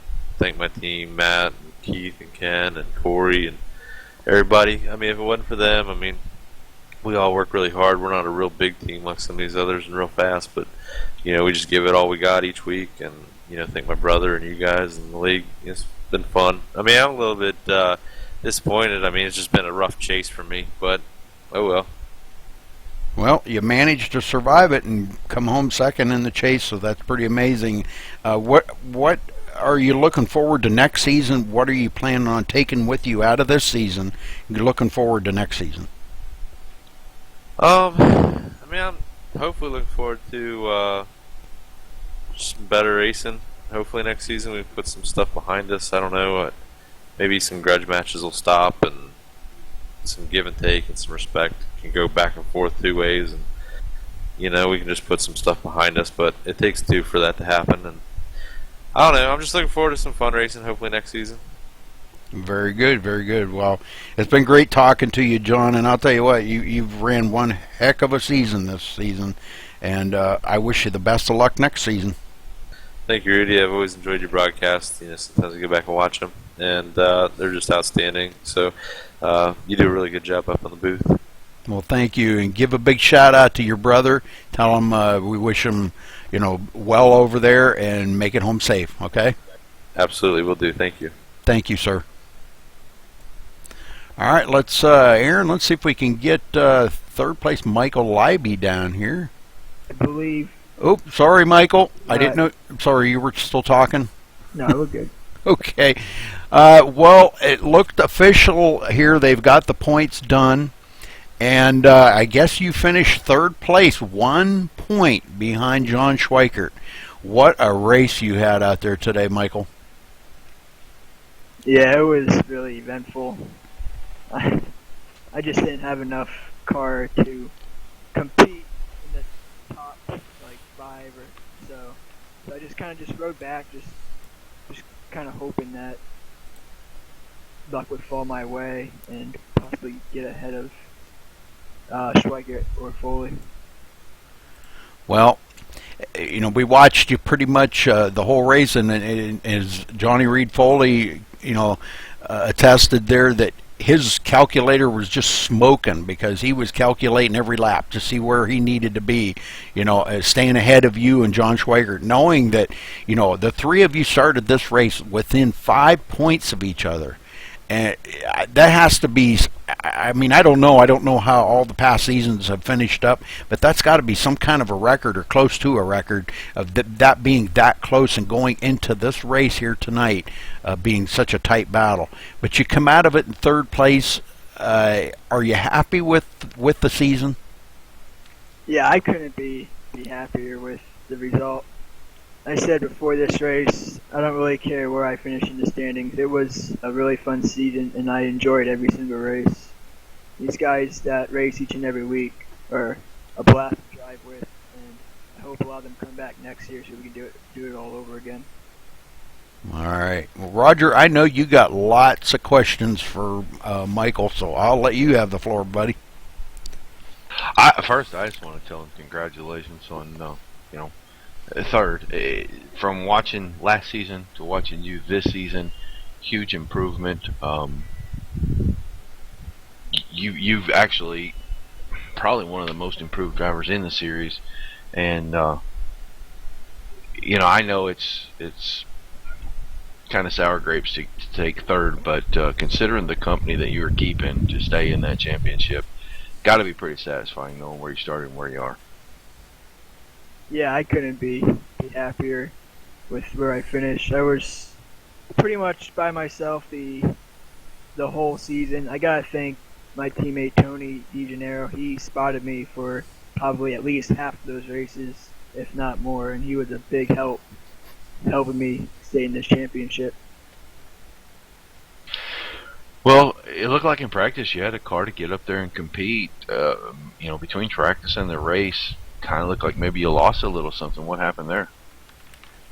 I'm just not that great on restarts. I have to practice that. And then I got behind some slower cars, not saying that they were slow, but a little slower, and I just didn't have a strong enough car to pass them. It's hard to pass. You got to really get a good run off the corners to make a pass. So that was my downfall for most of the night.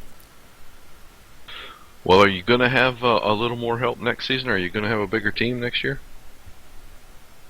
I'm still working on trying to get some drivers together, so there'll be an announcement sometime soon.